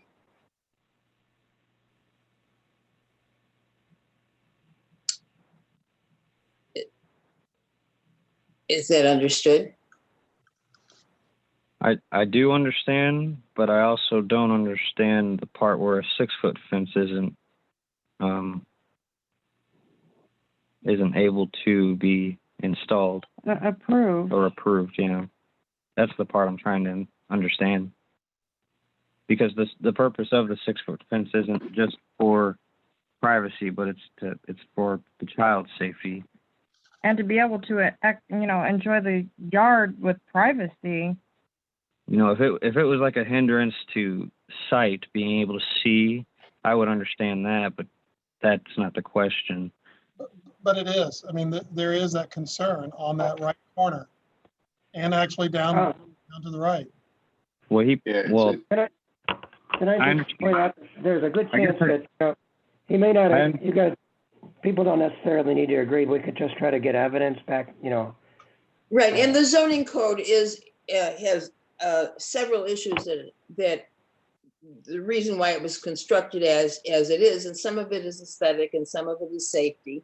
And the code does stipulate that it has to be 4 feet in the front of the house. So the variance could be, you could have the 6 feet in the back of the house and it would limit it, but you could have the 4 foot in the front of the house and still be within the code parameters.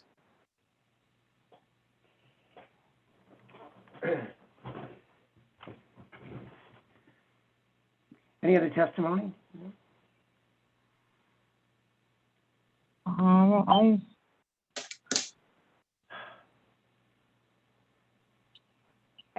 Ms. Harris, So I'm just asking, are you saying that it's not a visible hazard? It's from my understanding, the findings said it wasn't a visible hazard. Well, I think the egress to the street was at that point that was pointed out before is a problem. At the alleyway or driveway? If there were a 6-foot fence there. I'm sorry, at the alleyway or the driveway? Right here. Katie, I think it was the driveway, right? Yes, so I think at both locations, it's possible that could block visibility at the sidewalk. At the corner of Hinshaw and Chestnut, it's definitely set back far enough to not block visibility for motorists turning left or right. But I think with the 6-foot fence, it could make it challenging to see a small child or somebody on a bicycle on the sidewalk if you were backing out. Okay, can we see if there's any more questions for the witnesses before we go to discussion? If there are no questions for the witnesses. I don't have questions. George, I just wanted to, or Ms. Harris, I just wanted to point out that nobody else registered to speak on this application in favor or against, and we did not receive any emails or comments. So can we proceed now to the findings of fact?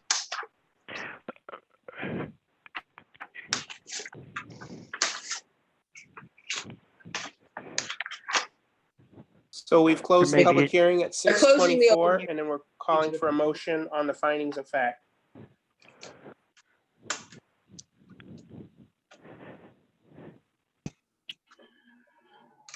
Well, we're at a point here where we can either go through each finding or take a motion to adopt the findings of fact as they appear in the report, or if there's discussion prior to a motion being made, that can be done. Those are our 3 options at this point. I would motion to take the finding of facts as a whole per the staff recommendation. Is there a second to Mr. Noonan? Second. Who was the second? Gary? Was it Mr. Ballatini? Yes. Okay. Can we have a roll call? The roll call. Okay, Mr. Strasser, Yes. Mr. McFarland, Yes. Mr. Ballatini, Yes. Mr. Noonan, Yes. and Chairperson Harris. Yes. And those were the findings of facts as included within the staff report. Yes. So the finding the fact the standards were not met. Right. And that closes the hearing for this case. We need a motion on the petition. So we need a motion on the petition. Can I have a roll call for the motion on the petition? Can I get a motion and a second?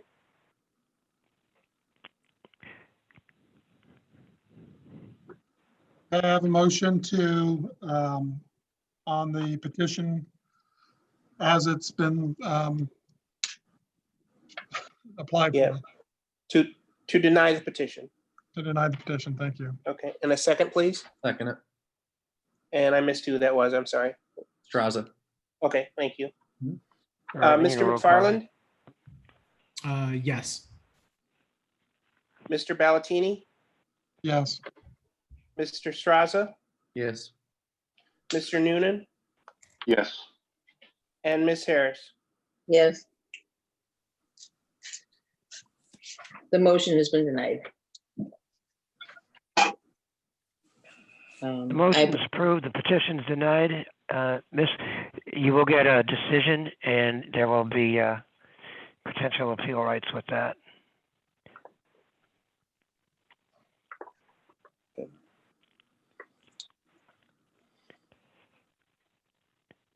Excuse me, Ms. Harris. So I think actually, George, the regular agenda has been completed now. So Yes. is there any new business to discuss? No new business. Is there any old business to discuss? This might go under new business. I want to thank everybody for their time and their effort. I know it's been a long hearing. And try not to hold it against Ms. Simpson for doing this to us, but we appreciate all your effort. My floundering added a little.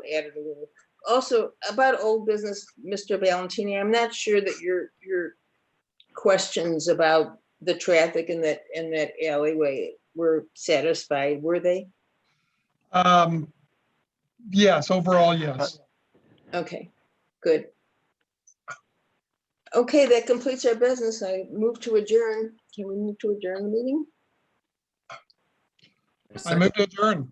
Okay, 6:28 motion, meeting June 17th, 2020 is adjourned. Thank you. Thank you. Thank you. Thank you, guys. Thank you. All right. Bye now.